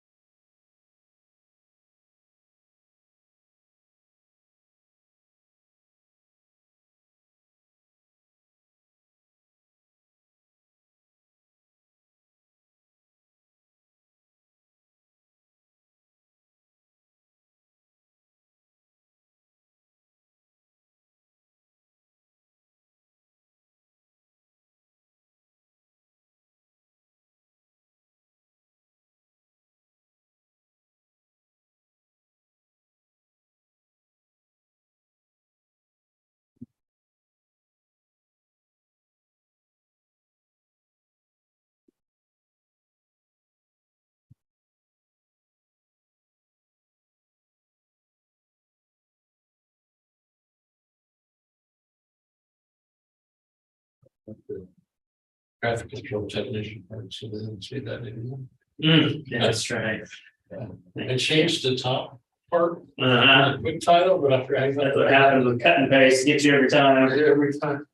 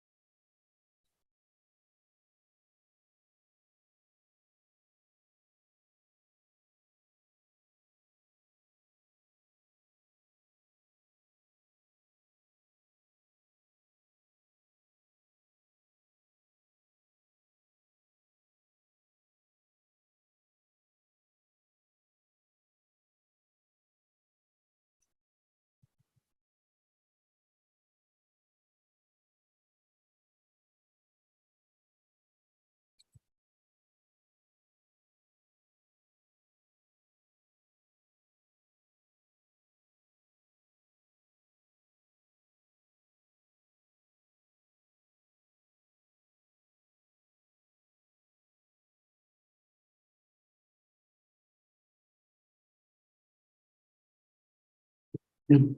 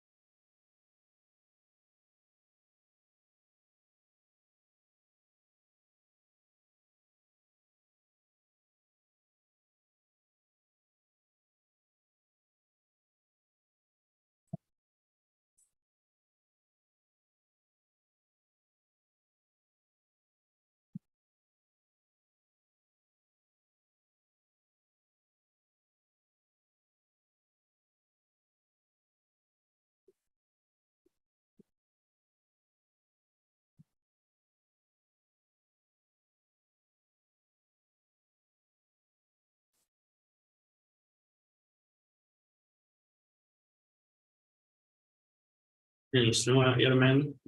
Yeah. Yeah. We don't know responsibility. So do you like snow or not like snow? I mean, I'm okay with it, but. It's in November. We can wait. It's a John Sand. Yeah.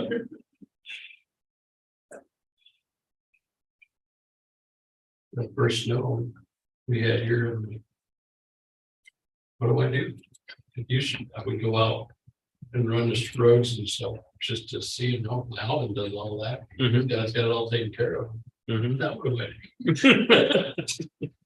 I mean, I get to stay home.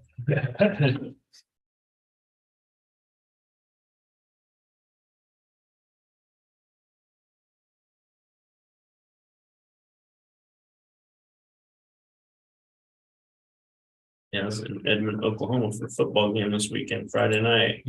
We're walking out of the place we're staying, to go to dinner, and I told the ladies, I said, I think I saw a snowflake. We got in the restaurant, looked out, and it is snowing like crazy.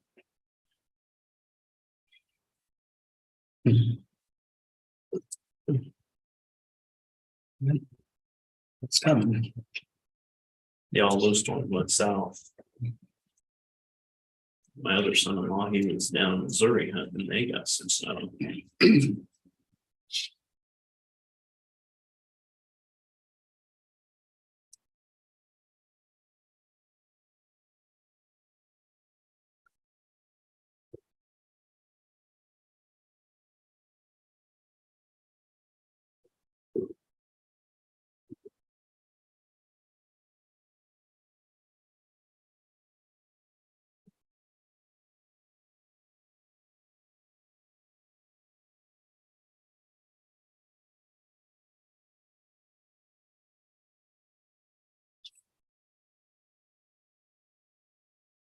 My daughter loves wearing her K-State stuff where she works in Edmond. Mm. There was a lot of talk before both of those games. Yeah. Yeah, sure, it worked out pretty nice. Good morning again, John Allerman, Public Works. Well, this morning, due to a retirement, we have an open position as the as-needed security officer. I apologize for the title on the amendment. I used the template off of another. I did not change that copy notes. But the job description in your packet and the rest of it all matches with what we're asking for. The security officer is responsible for securing the premises, personnel, and public by patrolling county facilities, buildings, and grounds, as well as permitting or prohibiting entry to the buildings. Person in this position expects and patrols the premise regularly, checks building before leaving, and assists the public and employees. Mainly serves during the elections and the evening planning and zoning meetings. So this is a budgeted position. As it is, it's as needed before, during, after elections, and the nights that Amanda has her planning zoning. So, yeah, any questions we have about it or anything? Too many questions. I think Rich and Amanda will be able to ask how they use that position a little bit more than I. And that the position falls under our administrative services manager. And Susan and Amanda on how he performs, or they perform the job. Yeah, yes, I would like a little description of what they do exactly, just for educational purposes. Done historic, and it's actually in our Riley County policies. It's required any after hours meeting, even if it's not our two offices, required to have security on premise. We've used them for decades for election. We've always been able to hire a retired police officer who's traditionally held those positions. Of course, they're non-uniform, but they are retired police officers. And so it's been going on for as long as I've been in this position, which by now is a long time, gentlemen, 97 and beyond. And so it was always something that we did in elections. It wasn't until after I became clerk a few years after that, the commissioners passed a policy requiring it for all type of meetings that security be present. Now, like I said, for actual election day, we beefed up security one notch more. So we won't use this position on election day. We use it for all the advanced voting on Saturday and the after hours, like from 5 to 7 that last week we have that. We have that position fill in there, and it's paid out of our budgets respectively. Our budgets pay for that position. But yeah, it's been great. And as you know, on election day, we've gone to sworn officers on election day. And of course, that isn't an additional cost when we have a sworn officer. Our CPD funds that. But all departments are allowed to use this position. Okay. Has this person been there for a while or? Yeah, he has. Really good. He has been there a while. Yep, he has. He told us last year this would be his last year that he was gonna do it, so. I'm hopeful that we can reach out and find another retired police officer because they're, they're just trained to Yeah, watch they- and they're see trained, different right. things, and so.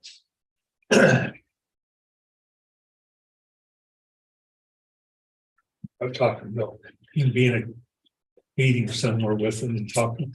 The officer said, "Did you see this?" Oh, yeah. They Yeah, know. they're aware. They're looking all the time. They're aware of their surroundings at all times. And typically, for us at least, when they lock up, they go around and check to make sure no one's stuck around in the bathroom or anything. So it's a great service. Yeah. You said that you looked at the job description or no? Yes, Is it updated? that's, yes, brand new, actually. Brand new, actually. It's not to me, the person that had been there for a while and usually at least be looked at. So, okay. Yep.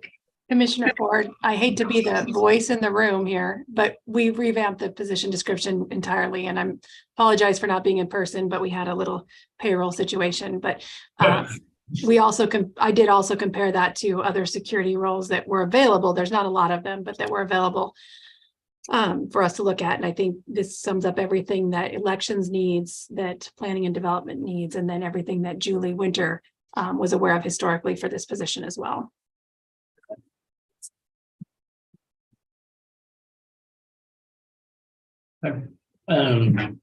We'll go ahead and move to approve the Public Works Department advertise to hire the open as needed security officer's position.